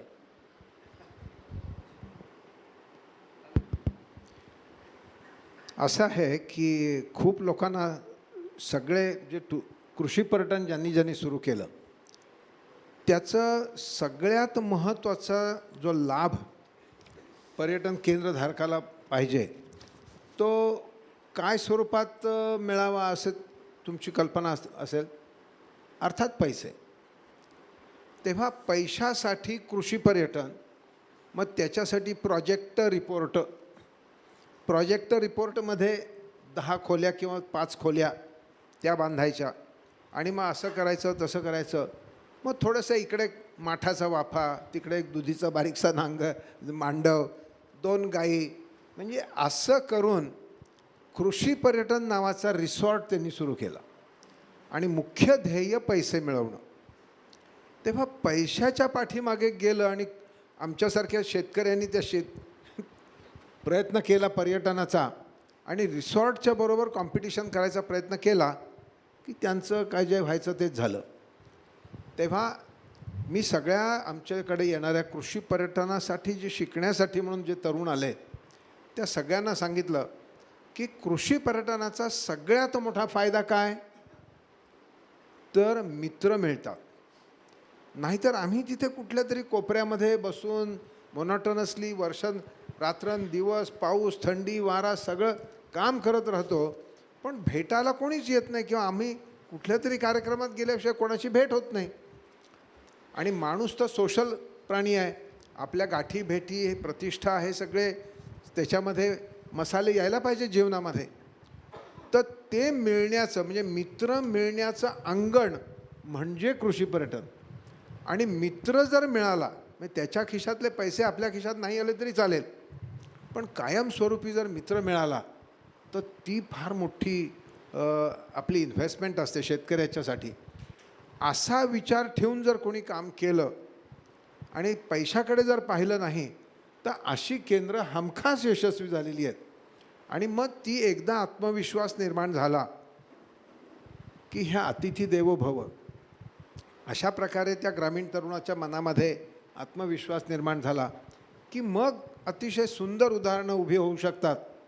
तुमच्या ठाण्याचेच एक राहुल कुलकर्णी आणि संपदा कुलकर्णी इथेच जवळपास कुठेतरी त्यांचं घर आहे मला वाटतं. आता घर ते तिकडे आहे, आता इथे नाही तुम्हाला भेटणार ते, आता ते तिकडेच असतात. तर अशी फार सुंदर उदाहरणं आहेत, म्हणजे बरीच उदाहरणं आहेत अशी, पण चांगली उदाहरणं खूप आहेत. फेल झाले ते गेले म्हणजे अशाच ते पैशाच्या पाठीमागे गेले आणि त्यांनी तो मार्ग चुकीचा पकडला. मला असं वाटतं की जास्त चांगला मार्ग त्यांनी स्वीकारायला पाहिजे. नाही, एकच मिनिट मला ह्याच्यात सांगावं असं वाटतं की तू जे म्हटलंस मकरंद की आत्ता जे वाईल्ड लाईफ टुरिझम म्हणा किंवा ॲग्रो टुरिझम तुम्ही म्हटलं तसं की असं मशरूमिंगसारखं ते येतं आहे. तर ॲक्च्युली मी पण एकदा असा प्रयोग केला होता 20 वर्षांपूर्वी असेल. वाईल्ड लाईफ टुरिझम आपण सुरू करूया. ओके, म्हणजे काय आहे ना, शेवटी बिझनेस माइंड, जिथे काय खाण दिसेल तिथे हात घालायचे हा नॉर्मली एक हे असतो. सो आम्ही वाईल्ड लाईफ टुरिझम सुरू करूया म्हणून आम्ही टूर्स लावल्या. ओके, ह्याचं वाईल्ड लाईफ टुरिझम होतं तरी आम्ही त्याला सांगितलं तू कॉपी लिहिशील का, म्हणजे काय हा, म्हणजे किती अन्याय होता हा की याची टूर कंपनी आहे, ते वाईल्ड लाईफ टुरिझम करतात, तरी आम्ही मकरंदला विचारलं तू त्याची कॉपी लिहिशील का. त्याने पण मोठ्या मनाने कॉपी लिहून दिली, पण त्याने होत नाही. आम्ही बिझनेसवाले म्हणजे मला असं वाटलं की चला विमेन स्पेशल सुरू केल्या, त्याच्यानंतर सिनियर स्पेशल सुरू केल्या, हनीमून स्पेशल एकदम यशस्वी हे. आता आपण वाईल्ड लाईफमध्ये पण जाऊ, पण तसं झालं नाही कारण माझा आत्मा नव्हता त्याच्यात. ओके, आणि तो आत्मा मकरंदचा होता म्हणून मकरंद 20 वर्षांनंतरही अतिशय चांगल्या तऱ्हेने त्या वाईल्ड लाईफ टूर्स करतोय आणि आम्ही कधीच त्या सोडून दिल्या की बाबा हे आपलं काम नाही. आणि दुसरी महत्त्वाची गोष्ट की मकरंद तुझ्याकडे वाईल्ड लाईफसाठी येणारी मंडळी आणि आमच्याबरोबर वाईल्ड लाईफसाठी काहीतरी 4-5 लोक आले असतील मला वाटतं त्या टूरला. म्हणजे आम्ही 4-5 लाख वगैरे खर्च केले असतील जाहिरातींवर, पण लोक एवढेच आले कारण त्यांनाही कळलं की हे काय खरं नाही, यांना कुठे काय कळतं आहे वाईल्ड लाईफमधलं. पण ह्यांनी असंच एक व्हेंचर सुरू केलं आहे, जसं ॲग्री टुरिझमचं असेच व्हेंचर्स जे निर्माण होतात तसं केलं आहे. लोकांनीही ते जाणलं आणि ते नाही आले आमच्याबरोबर आणि तुझ्याबरोबर मात्र येतात. तर आमच्याकडे आम्ही तुम्हाला सांगते आपलं काय गोकर्णच्या इथे आपण वाईल्ड लाईफ दाखवतो ना, आम्ही नॉर्मल टूरमध्ये आम्ही एक सँक्च्युअरी त्या भागातली ॲड करायला सुरुवात केली. आणि जे आमचे पर्यटक असतात ना त्यांना तेवढं एकच पुरतं की एक वाईल्ड लाईफ. आणि त्या आम्ही म्हटलं अरे हे म्हणजे लोक 3-3 वेळा या सफारी करतात. थांब मला बोलू दे आधी. सो 3-3 वेळा या सफारीला जातात. आपण आपल्या पर्यटकांना 2दा आपण सफारी देऊया म्हणून आम्ही गोव्याच्या जवळच्या त्या ठिकाणी आम्ही 2दा सफारी दिली. हां, लोकांनी पण बुकिंग वगैरे केलं, चांगलं बुकिंग आलं, कारण ती नॉर्मल टूर होती आणि एकच दिवस वाईल्ड लाईफ सँक्च्युअरीचा होता किंवा तो वाईल्ड लाईफ दाखवण्याचा होता. त्याच्यामुळे लोकांनी आनंदाने भरपूर बुकिंग आलं होतं त्याला आणि आम्ही त्यांना घेऊन गेलो. सकाळी घेऊन गेलो, खुश झाले एकदम. संध्याकाळी घेऊन गेलो, खुशीची जी लेवल होती ती कमी झाली. आणि तिसऱ्या दिवशी पर्यटक मंडळी म्हणायला लागली, ते एकदा पुरे आहे नाही का, 2दा नको. सो ॲक्च्युली पर्यटकांमध्ये फरक आहे की जे इथे पर्यटन करायला येतात त्यांना ते एकदा बरं वाटतं, पण तुझ्याकडे येणारे सकाळ संध्याकाळ रात्र मध्यरात्र सांगितली तरी ते येतील अशा आवडीने येतात. आणि ते मला पण एकदा करायचं आहे, पण तू मला डिस्काउंट देत नाही म्हणून मी येत नाही. मॅम सांगतात त्याप्रमाणे मी नुसती कॉपी नव्हती लिहिली, त्यांनी मला प्रॉडक्ट डिपार्टमेंटच्या टीमबरोबर पण बसवलं. आयटनरीज प्लॅन करून दे, आणि आयटनरीज प्लॅन करण्यावरून प्रॉडक्ट डिपार्टमेंटची माझी 3 दिवस भांडणं चाललेली होती. मी हार्डकोर वाईल्ड लाईफच्या आयटनरीज बनवत होतो आणि ते रिजेक्ट करायचे, ही नाही चालणार, ही नाही चालणार, असं चालायचं. का ते मॅमने आत्ता सांगितलं ते झालं प्रत्यक्षात, तेव्हा मला रिअलाईज झालं की दोन्हीचा क्लायंटेल वेगळा आहे, दोन्हीचा कस्टमर बेस वेगळा आहे. जसं ॲग्रो टुरिझमचा कस्टमर बेस वेगळा आहे, जसं वाईल्ड लाईफ टुरिझमचा कस्टमर बेस वेगळा आहे आणि रेग्युलर टुरिझमचा वेगळा आहे. त्यामुळे ते 3-4 वेगवेगळे प्रवाह आहेत आणि ते त्या ठिकाणी त्या पद्धतीनेच काम करणं योग्य असतं. मी वाईल्ड लाईफ टूरमध्ये साईटसिंगचा एखादा दिवस किंवा शॉपिंगचा एखादा टाकला तर यांचे पर्यटक जसे झाले तसे माझ्यावरती चिडतात, काय फालतूपणे, इथे काय जंगलात बसलो असतो ना त्यापेक्षा काय शहरामध्ये घेऊन येतो, नाही बघायचं मला शहर, असं हा फरक आहे. आणि तो जाणवला पाहिजे. म्हणजे मॅमचं जे एक आर्टिकल होतं रॉंग नंबर म्हणून FITत जे जाणारे असतात, वैयक्तिकरित्या स्वतंत्रपणे फिरणारे लोक असतात, तो एक वेगळा वर्ग आहे आणि ग्रुप सहलींचा एक वेगळा वर्ग आहे. ही 2 वेगळी मार्केट्स आहेत. ती एकत्र मिक्स होऊ देता कामा नये. ती मिक्स झाली तर कोणालाच समाधान मिळत नाही, ना ऑपरेटरला मिळतं ना आलेल्या टुरिस्टला मिळतं. त्याची काळजी ती घ्यायला लागते. त्यामुळे ह्या सगळ्या गोष्टी ध्यानात ठेवून आपलं काम आम्ही करत असतो आणि आपापल्या क्षेत्रामध्ये पुढे जात असतो. आणि मग नवीन काहीतरी होत, जसं माझ्या क्षेत्रामध्ये अचानक डिजिटल क्रांती झाली, कॅमेरे आले आणि मी पण जरा भांबावलो पहिले 2 वर्ष. जो उठतोय तो हातात कॅमेरा घेऊन येतोय आणि त्याला फोटोज काढायचे आहेत. बरं, आमचा बाणा काय, वाघ दिसेल याची गॅरंटी नाही, मग कशाला यायचं तुझ्याबरोबर, आम्हाला वाघाचे फोटो काढायचे आहेत. म्हटलं वाघ दिसेल याची गॅरंटी नाही, जंगल दाखवेल, वाघ दाखवणं नाही, मी गॅरंटी देणार नाही वाघ दिसेल म्हणून, असा सगळा प्रकार. डिजिटलायझेशनमुळे जे लोकांसाठी पर्यटनाचे पर्याय उपलब्ध झाले त्याचा तुमच्यासारख्या कंपन्यांवर काही परिणाम झाला? येस, म्हणजे आपल्याला आठवत असेल की ब्लॅकबेरी हे एका काळात आपलं जीवन बनलं होतं. म्हणजे माझ्याकडे माझे 2 ब्लॅकबेरीचे फोन मी असे हे करून ठेवले आणि मला आता त्याची फ्रेम बनवायची आहे. इतकं माझं काम ब्लॅकबेरीने तेव्हा सुसह्य केलं होतं. आणि ब्लॅकबेरी कंपनी ॲपलने ज्यावेळी स्मार्टफोन आणला त्या दिवशी म्हणजे 3/4 मार्केट शेअर जगात असलेली कंपनी अशी त्या 3-4 महिन्यात कोसळली. तेवढीच भीती आमच्या क्षेत्राला सुद्धा आहे डिजिटलायझेशनची. डेफिनेटली कुठचाही चेंज हा कोणत्या तरी इंडस्ट्रीला कुठेतरी प्रॉब्लेम करणारा आहे आणि त्या युगात आत्ता आपण आहोत. ओके, आणि ह्याची जाणीव ही सतत असणं, कुठेही मग आपण कोणत्याही क्षेत्रात असलो तरी ती आपल्याला असणं हे फार महत्त्वाचं आहे आणि ती जाणीव आम्हाला आहे. फक्त एकच आहे की डिजिटलायझेशनने ही जी एक भीती आणलेली आहे की आज ऑनलाईनला लोक जात आहेत, पण गेल्या 40 वर्षात आम्ही जे काही करू शकलो नाही ते गेल्या वर्षी आम्ही पहिल्यांदा 1 लाख प्रवासी एका वर्षात एवढं बुकिंग केलं. सो हे जे आहे हे ॲक्च्युली घडलं. ह्या थोड्याशा बॅक ऑफ द माइंड एक भीती आहे की अरे सगळे लोक जर ऑनलाईन जायला लागले तर आपल्याबरोबर कोण येणार, पण ॲक्च्युली तसं नाही आहे.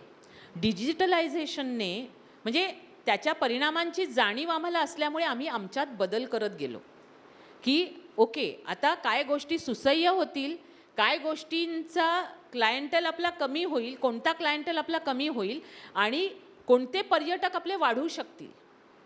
आणि त्याप्रमाणे आम्ही आमच्यात बदल करून आमचा जो एक कम्युनिकेशनचा जो एक डिरेक्शन असते आमची, ती आम्ही बदलत गेलो.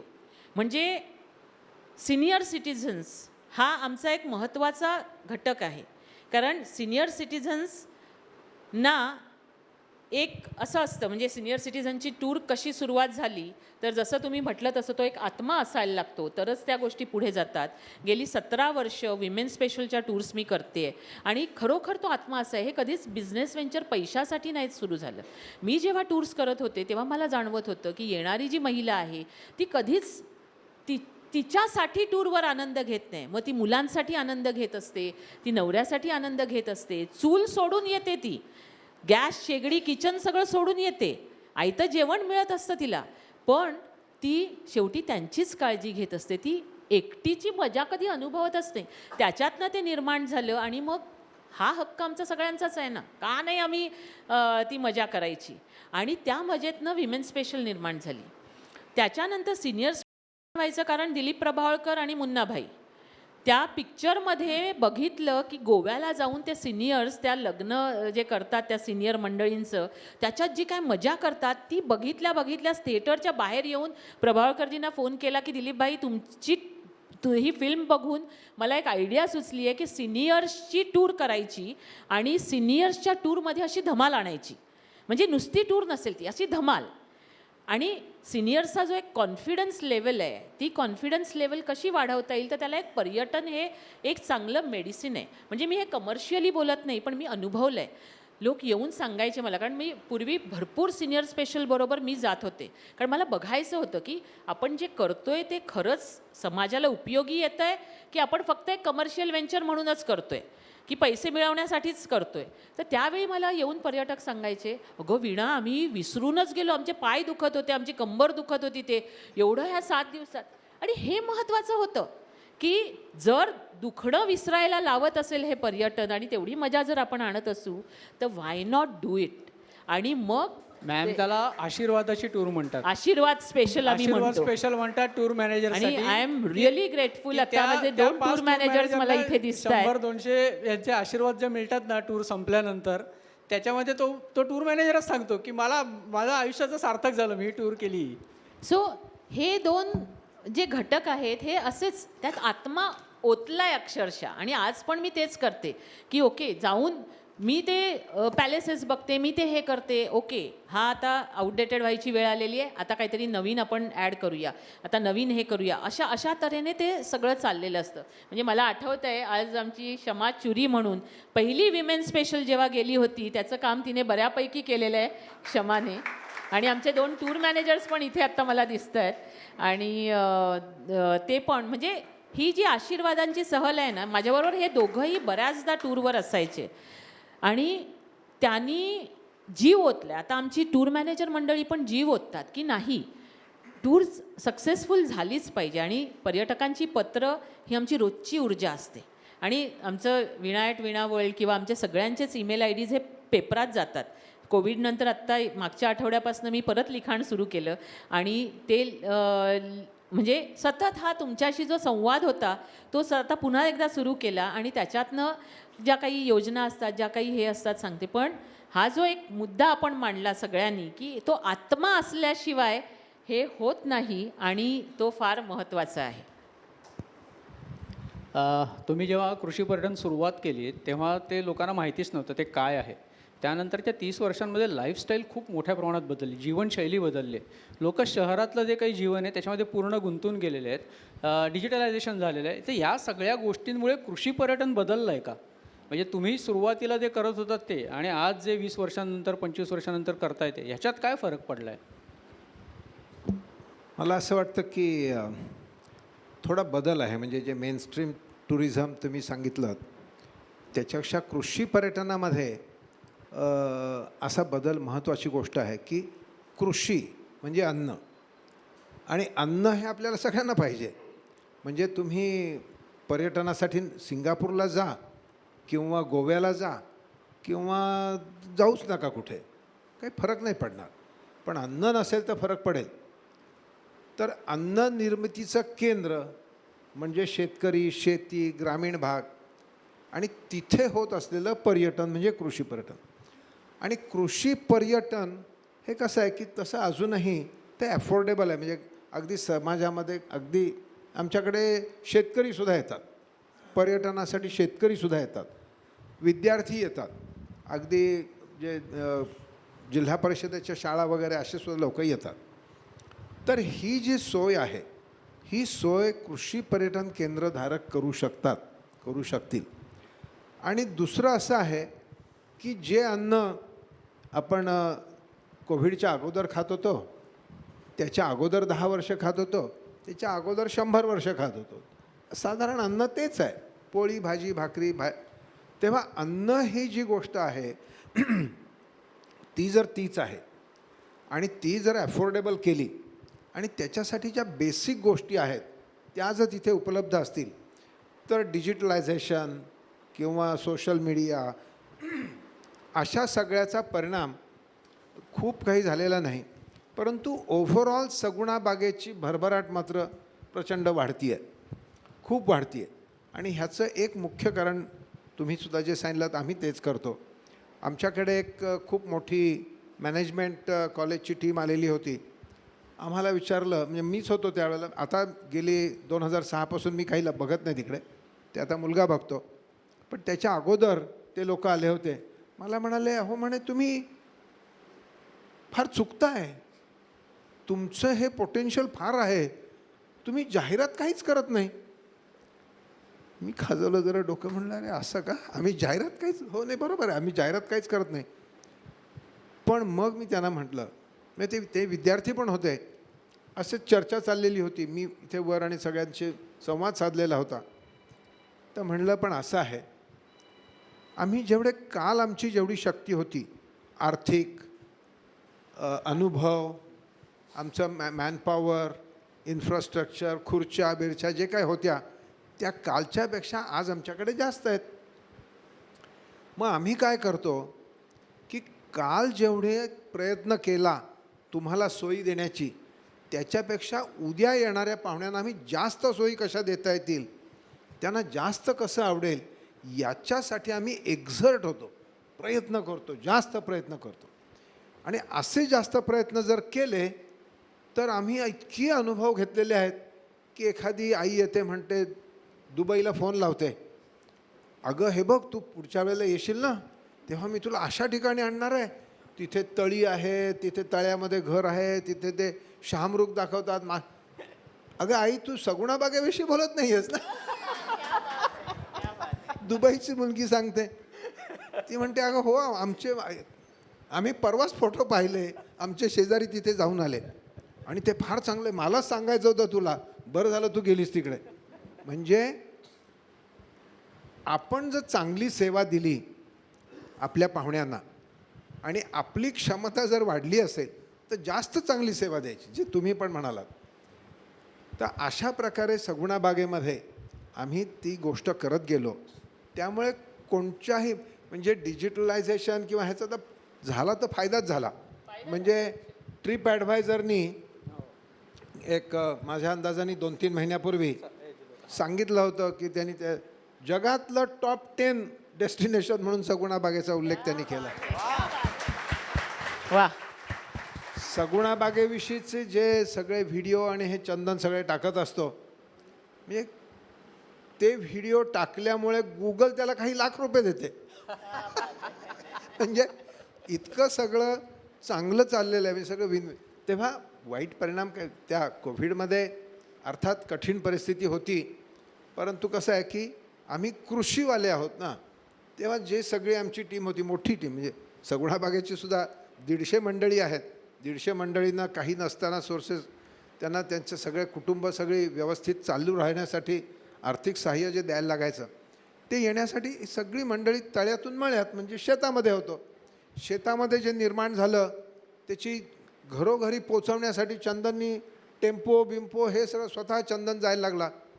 आणि मग त्याच्यामधून ते जसं कोविड कमी होतं असं वाटलं, त्यांनी ती सेवा चालू ठेवण्यासाठी दुकानं चालू केली. तर असं आता डोंबिवली आपल्या ठाण्यात आहे, विष्णुनगरमध्ये आहे ठाण्यात, म्हणजे अशा अनेक जण प्रकारे येत असतील कदाचित तिकडून. डायव्हर्सिफिकेशनचे मार्ग मिळाले. तर कृषी पर्यटन ह्या गोष्टीला मला असं वाटतं यांचा व्यवसाय कमी न करता तुम्ही सगळ्यांनी त्याला महत्त्व द्यायला पाहिजे. इतकं मी पण की येणार आहे आता. I am ह्यांना inspired. सुद्धा असं वाटावं की आपण कृषी पर्यटनाकडे ट्रिप्स घेऊन जाव्या. नाही, ते अशासाठी आपण दोघांचं संयुक्त एक प्रचार करू शकतो, कारण त्यांची मोठी वेबसाईट आहे, त्यांचे पॉडकास्ट असतात, त्या माध्यमातून आम्ही महाराष्ट्राची ओळख करून देतो. त्याच्यामध्ये अशा आगळ्या वेगळ्या प्रयोगांची ओळख करून द्यायला आवडेल आम्हाला. बरोबर. नाही, मला एक छोटासा मुद्दा इथे मांडायचा आहे सगळ्यांच्या पुढे, नाही तर तो डोक्यातनं जाईल म्हणून आता आठवलाय तर सांगतो. असं आहे, खूप जागतिक आता ग्लोबल वॉर्मिंग आणि फूड शॉर्टेज हे विषय तुम्हाला सगळ्यांना ऐकून माहिती असतील. तेव्हा ग्लोबल वॉर्मिंग आणि फूड शॉर्टेज याच्यामध्ये तग कसं धरायचं आहे, खूप जगामधले विचारवंत विचार करतायत. वॉरेन बफे म्हणतात की very soon farmers will dry, शेतकरी फरारी चालवायला लागतील आणि IT चे जे लोक सगळ्यात जास्त पगार घेतात ते शेतकऱ्यांच्याकडे ट्रॅक्टर चालवायची चाकरी करायला जातील, असं वॉरेन बफे सांगतो. किंवा जिम रॉजर्स वॉल स्ट्रीट बँकिंगचं म्हणतो, तुम्ही ते हे काय चालणार नाही. अन्न निर्मिती, अन्न हा सगळ्यात मोठा प्रश्न, सगळ्यात मोठी संधी आणि सगळ्यात मोठी अपॉर्च्युनिटी असं असेल तेव्हा तुम्ही म्हणे आपल्याला बँकर्स नको आहेत, तुम्ही मातीमध्ये हात घाला, असं जिम रॉजर्स म्हणतो. पण माझं असं म्हणणं आहे तुम्हाला सगळ्यांना, आता 40-50 वर्षाचा अनुभवावर आधारित मी तुम्हाला सांगतो आहे की तुम्ही सगळे जर शहरामध्येच अवलंबून असलेली अशी मंडळी असाल तर तुमचे पैसे आणखीन 5 वर्षात 5 पट आपोआप होतील. आपोआप कपाटात ठेवले, एका गठ्ठ्याचे 5 गठ्ठे होतील, अशी जादू होणार आहे. पण त्या पैशानी तुम्हाला अन्न मिळेलच आज जसं मिळतं आहे ह्याची गॅरंटी नाही. अनेक गोष्टी घडत आहेत. आता मी माझं सगळं म्हणजे 2007-08 पासून सतत फक्त अन्न निर्मिती, शेतकरी आणि अशा प्रकारचं काम करतो आहे. खूप छान काम आता तिथेही उभं झालेलं आहे. पण अन्न मिळणं हे फार कठीण होणार आहे. मग तुम्ही काय करायला पाहिजे आज, तर तुमची जी कॅपॅसिटी आहे, कॅपॅसिटी काय, आर्थिक, बुद्धी, तुमचे असलेले कॉन्टॅक्ट्स, हे सगळे वापरून तुम्ही तुमच्यासाठी एक शेतकरी मित्र शोधायला पाहिजे. एक शेतकरी मित्र जर तुमचा असेल तर जी कठीण परिस्थिती येईल कोविडसारखी, की पैसे आहेत पण मी माठाची भाजी ताजी मिळवू शकत नाही किंवा पाहिजे असे पेरू घेऊ शकत नाही, तेव्हा ही जी परिस्थिती आहे ह्याच्यापेक्षा वाईट परिस्थिती येण्याची शक्यता आहे. अशा परिस्थितीमध्ये तो कालावधी फार थोडा असेल पण खूप माणसं मरतील त्याच्यामध्ये. म्हणजे फूड शॉर्टेज, त्याला भूकमरी अशा गोष्टी जगामध्ये पूर्वी येऊन गेलेल्या आहेत. आपल्याच देशामध्ये 32च्या दशकाच्या वेळेला लक्षावधी कित्येक लाख लोक मेली. तेव्हा अन्नाचं शॉर्टेज हे नक्की होणार. अशा परिस्थितीमध्ये तुम्ही त्या शेतकऱ्याकडे जा, पर्यटन त्याच्याकडे सुरू करा.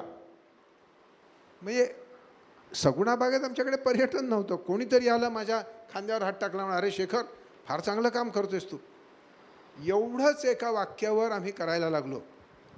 पुढची 5 वर्ष पैसे न घेता, म्हणजे लोक पैसे देत होते, आमच्याकडे पैसे नव्हते, पण पैसे न घेता हे सगळं जगू शकलं ना. आजची सगुणाबाग त्याच्यातनं उभी राहिली. तसंच तुम्ही प्रत्येकाने एक शेतकरी मित्र शोधून त्याच्याकडे पर्यटन तुम्ही जाऊन त्याच्यावर लादा. कशाची गरज नाही, तुम्हाला त्यांनी काही द्यावं खायला किंवा नाही द्यावं, कशाही परिस्थितीमध्ये जा आणि त्याचं ॲप्रिशिएट करा. तो भले तुमच्याशी तुसडेपणाने वागेल पण तुम्ही त्याचं ॲप्रिशिएट करा. अरे वा, काहीतरी त्याच्याकडे तुझी काठी चांगली आहे, तुझ्याकडचा कुत्रा चांगला आहे, ती गाय छान वाटते रे, असं बोलून सुरुवात तर करा. ह्यानी नुकसान नक्की होणार नाही, झालं तर आपल्या देशाचं, संपूर्ण समाजाचं आणि फायदाच होईल. हा एक महत्त्वाचा. So find a farmer friend. कृषी पर्यटनाची तुम्ही जाऊन कोणीतरी शेतकऱ्यावर जाऊन ते लादा, असं माझा एक तुम्हाला सांगायची इच्छा आहे. इंद्रधनुने आयोजित केलेला बदलता भारत या मालिकेतला पर्यटन उद्योगावरचा आजचा जो काही आपला चर्चा, परिसंवाद, गप्पा होत्या, थोडा समारोपाकडे आता नेऊया. जवळजवळ 1.25 तास होऊन गेलेला आहे. ह्या दोघांकडे सांगण्यासारखं आणखी भरपूर काही आहे आणि तुमच्याकडेही वेळ असू शकेल, परंतु एकाच कार्यक्रमात सगळं नको, परत एखादा दुसरा भाग जर करायची वेळ आली तर त्यासाठी काही मुद्दे राखून ठेवलेले बरे. त्यामुळे समारोपाकडे जाताना या दोघांसाठी काही 1-2 छोटे छोटे प्रश्न आहेत. एक तर तुम्ही मगाशी म्हणालात तसं कोविडच्या आधी आपण बरेच वेळा मुलाखतीचे कार्यक्रम केले किंवा त्याच्याही आधी केले. त्यावेळेपासून म्हणजे साधारणपणे एक 20-1 वर्षांपासून एक प्रश्न तुम्हाला मी कॉमन विचारतो आणि तो अजूनही बदललेला नाही आहे. आणि तो प्रश्न हा आहे की महाराष्ट्रामध्ये पर्यटनासाठी अनुकूल सगळं आहे. किल्ले आहेत, सागर किनारे आहेत, मंदिरं आहेत, अभयारण्य आहे, वाघापासून देवळापर्यंत सगळं काही आहे. पण भारताच्या सगळ्या राज्यांच्या तुलनेमध्ये महाराष्ट्र पर्यटनात आजही खालच्या नंबरवरती आहे. ह्याचं कारण काय असेल? म्हणजे भारताने जसं पर्यटनाचं महत्त्व जेवढं मानायला हवं तेवढं मानलं नाही. हा जर एक जनरल विचार केला तर महाराष्ट्राचा नंबर 1 लागेल की जो इतका उदासीन आहे टुरिझमच्या बाबतीत. आणि त्याचं म्हणजे मला असं वाटतं त्याचं कारण असं आहे की महाराष्ट्राकडे मुंबई आहे.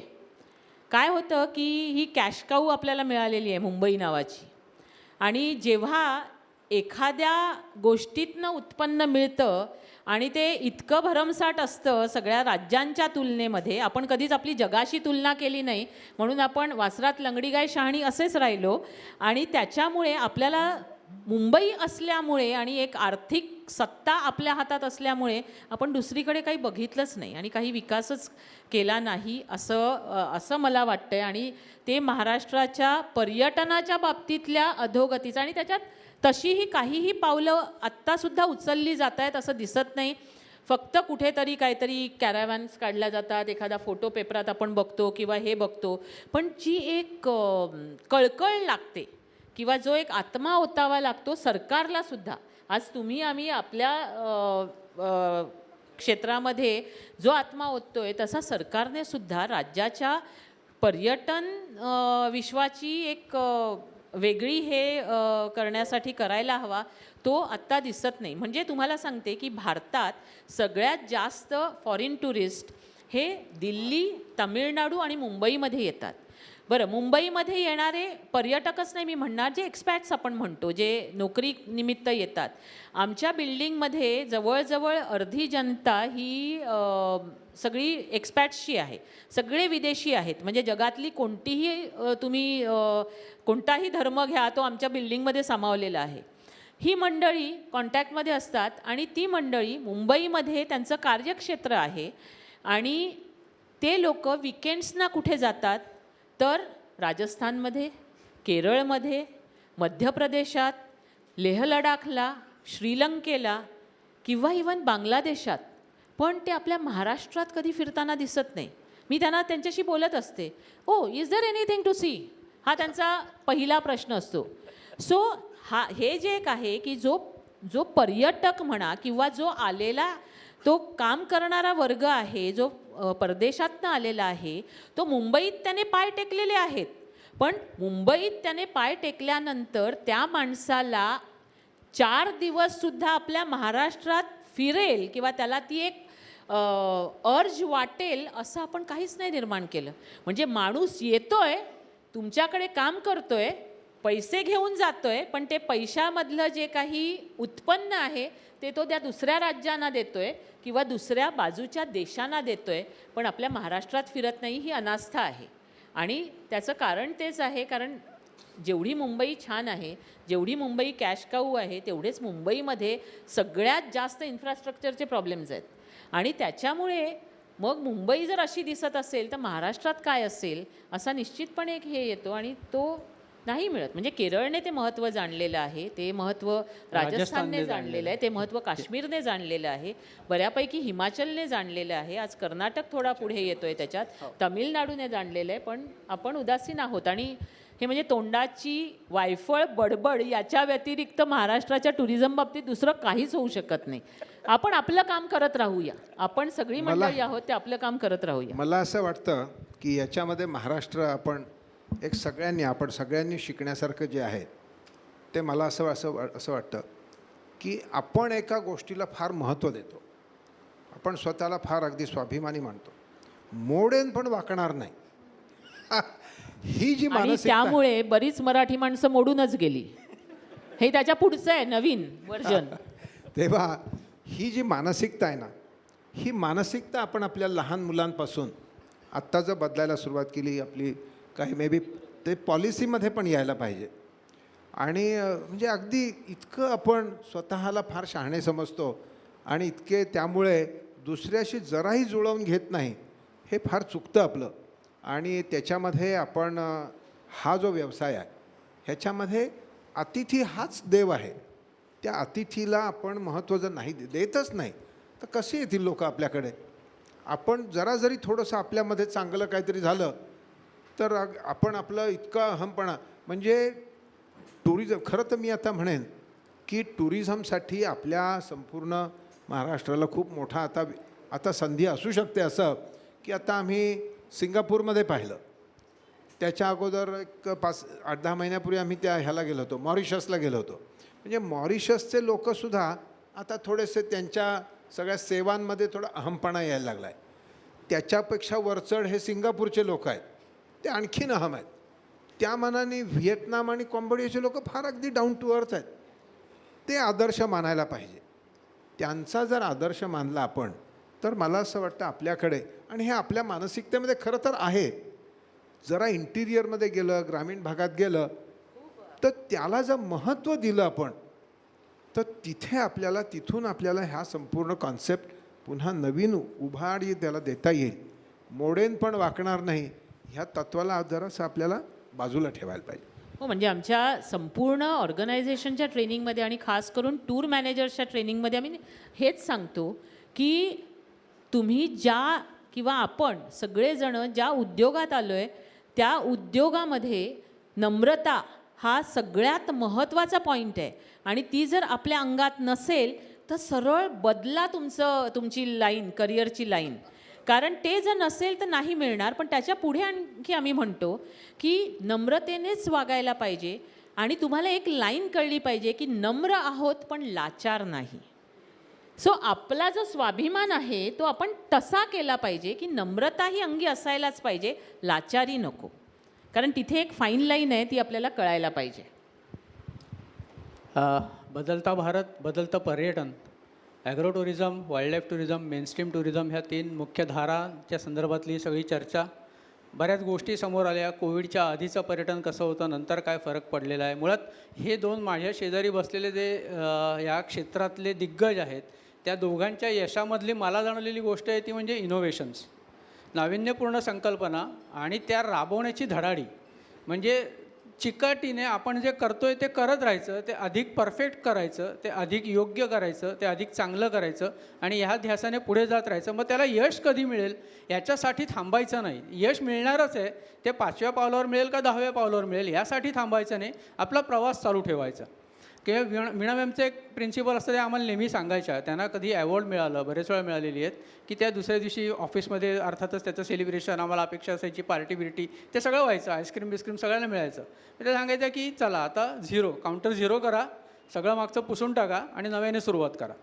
जर नव्याने सुरुवात केलीत तर तुम्ही पुढे जाणार आहात. आणि या पद्धतीने या दोघांचं काम चाललेलं होतं. त्यामुळेच पर्यटनातले महत्त्वाचा एक भाग, पर्यटनातला एक वेगळा प्रवाह पुढे जात राहिला. त्याच्यात झालेले बदल ह्याविषयी या दोघांनी सांगितलं. तुमच्यासाठी त्यांनी काही असं म्हणतं ना की कार्यक्रमानंतर मी घरी जाताना काय घेऊन गेलो, तर शेखरजींनी सांगितलेलं एक शेतकरी मित्र करा. सगळ्यात महत्त्वाची गोष्ट आहे जी आपण विसरून जातो. माझं नेहमीच लोकांना सांगणं असतं की निसर्ग पर्यटनासाठी मी जंगलात तर येऊन जातोच आहे, पण तुमच्या गल्लीच्या कोपऱ्यावरती असलेलं झाड आहे ते बघता का?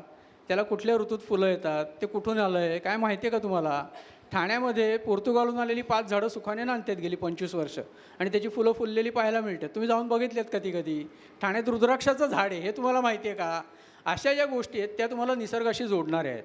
आणि वीणाताई सांगतात तसं की पर्यटन हा तुमचा नुसता विरंगुळ्याचा भाग नाही आहे, त्याच्यातून तुम्हाला शिकायला मिळतं. तुम्ही दुसऱ्या देशात जाता, दुसरी संस्कृती बघता, दुसऱ्या राज्यात जाता, तिथले वेगळे काही गोष्टी बघता, त्यातून शिकण्यासारख्या गोष्टी असतात. त्यामुळे केल्याने पर्यटन मनुजा चातुर्य येत असे फार, हा आजच्या सगळ्या परिसंवादाचा एक शेवटचा एक भाग म्हणून आपल्याला काढता येईल. इंद्रधनुने आम्हाला संधी दिली. मला माहीत नाही मी माझ्या कामात किती यशस्वी झालो आहे, मला असं वाटतं की मी आमचं दुकान पण होतं आणि दुकानदाराला तराजू बॅलन्स करायची सवय असते, त्याच्यामुळे थोडासा बॅलन्स मी केला असावा आजच्या या सगळ्या संवादामध्ये. आणि आपण सगळ्यांनी अतिशय शांतपणे हा पूर्ण परिसंवाद ऐकलात, आपण सगळ्यांनी सहभाग घेतलात त्याच्यात असा, त्याबद्दल आपल्या सगळ्यांचे आभार मानतो. धन्यवाद.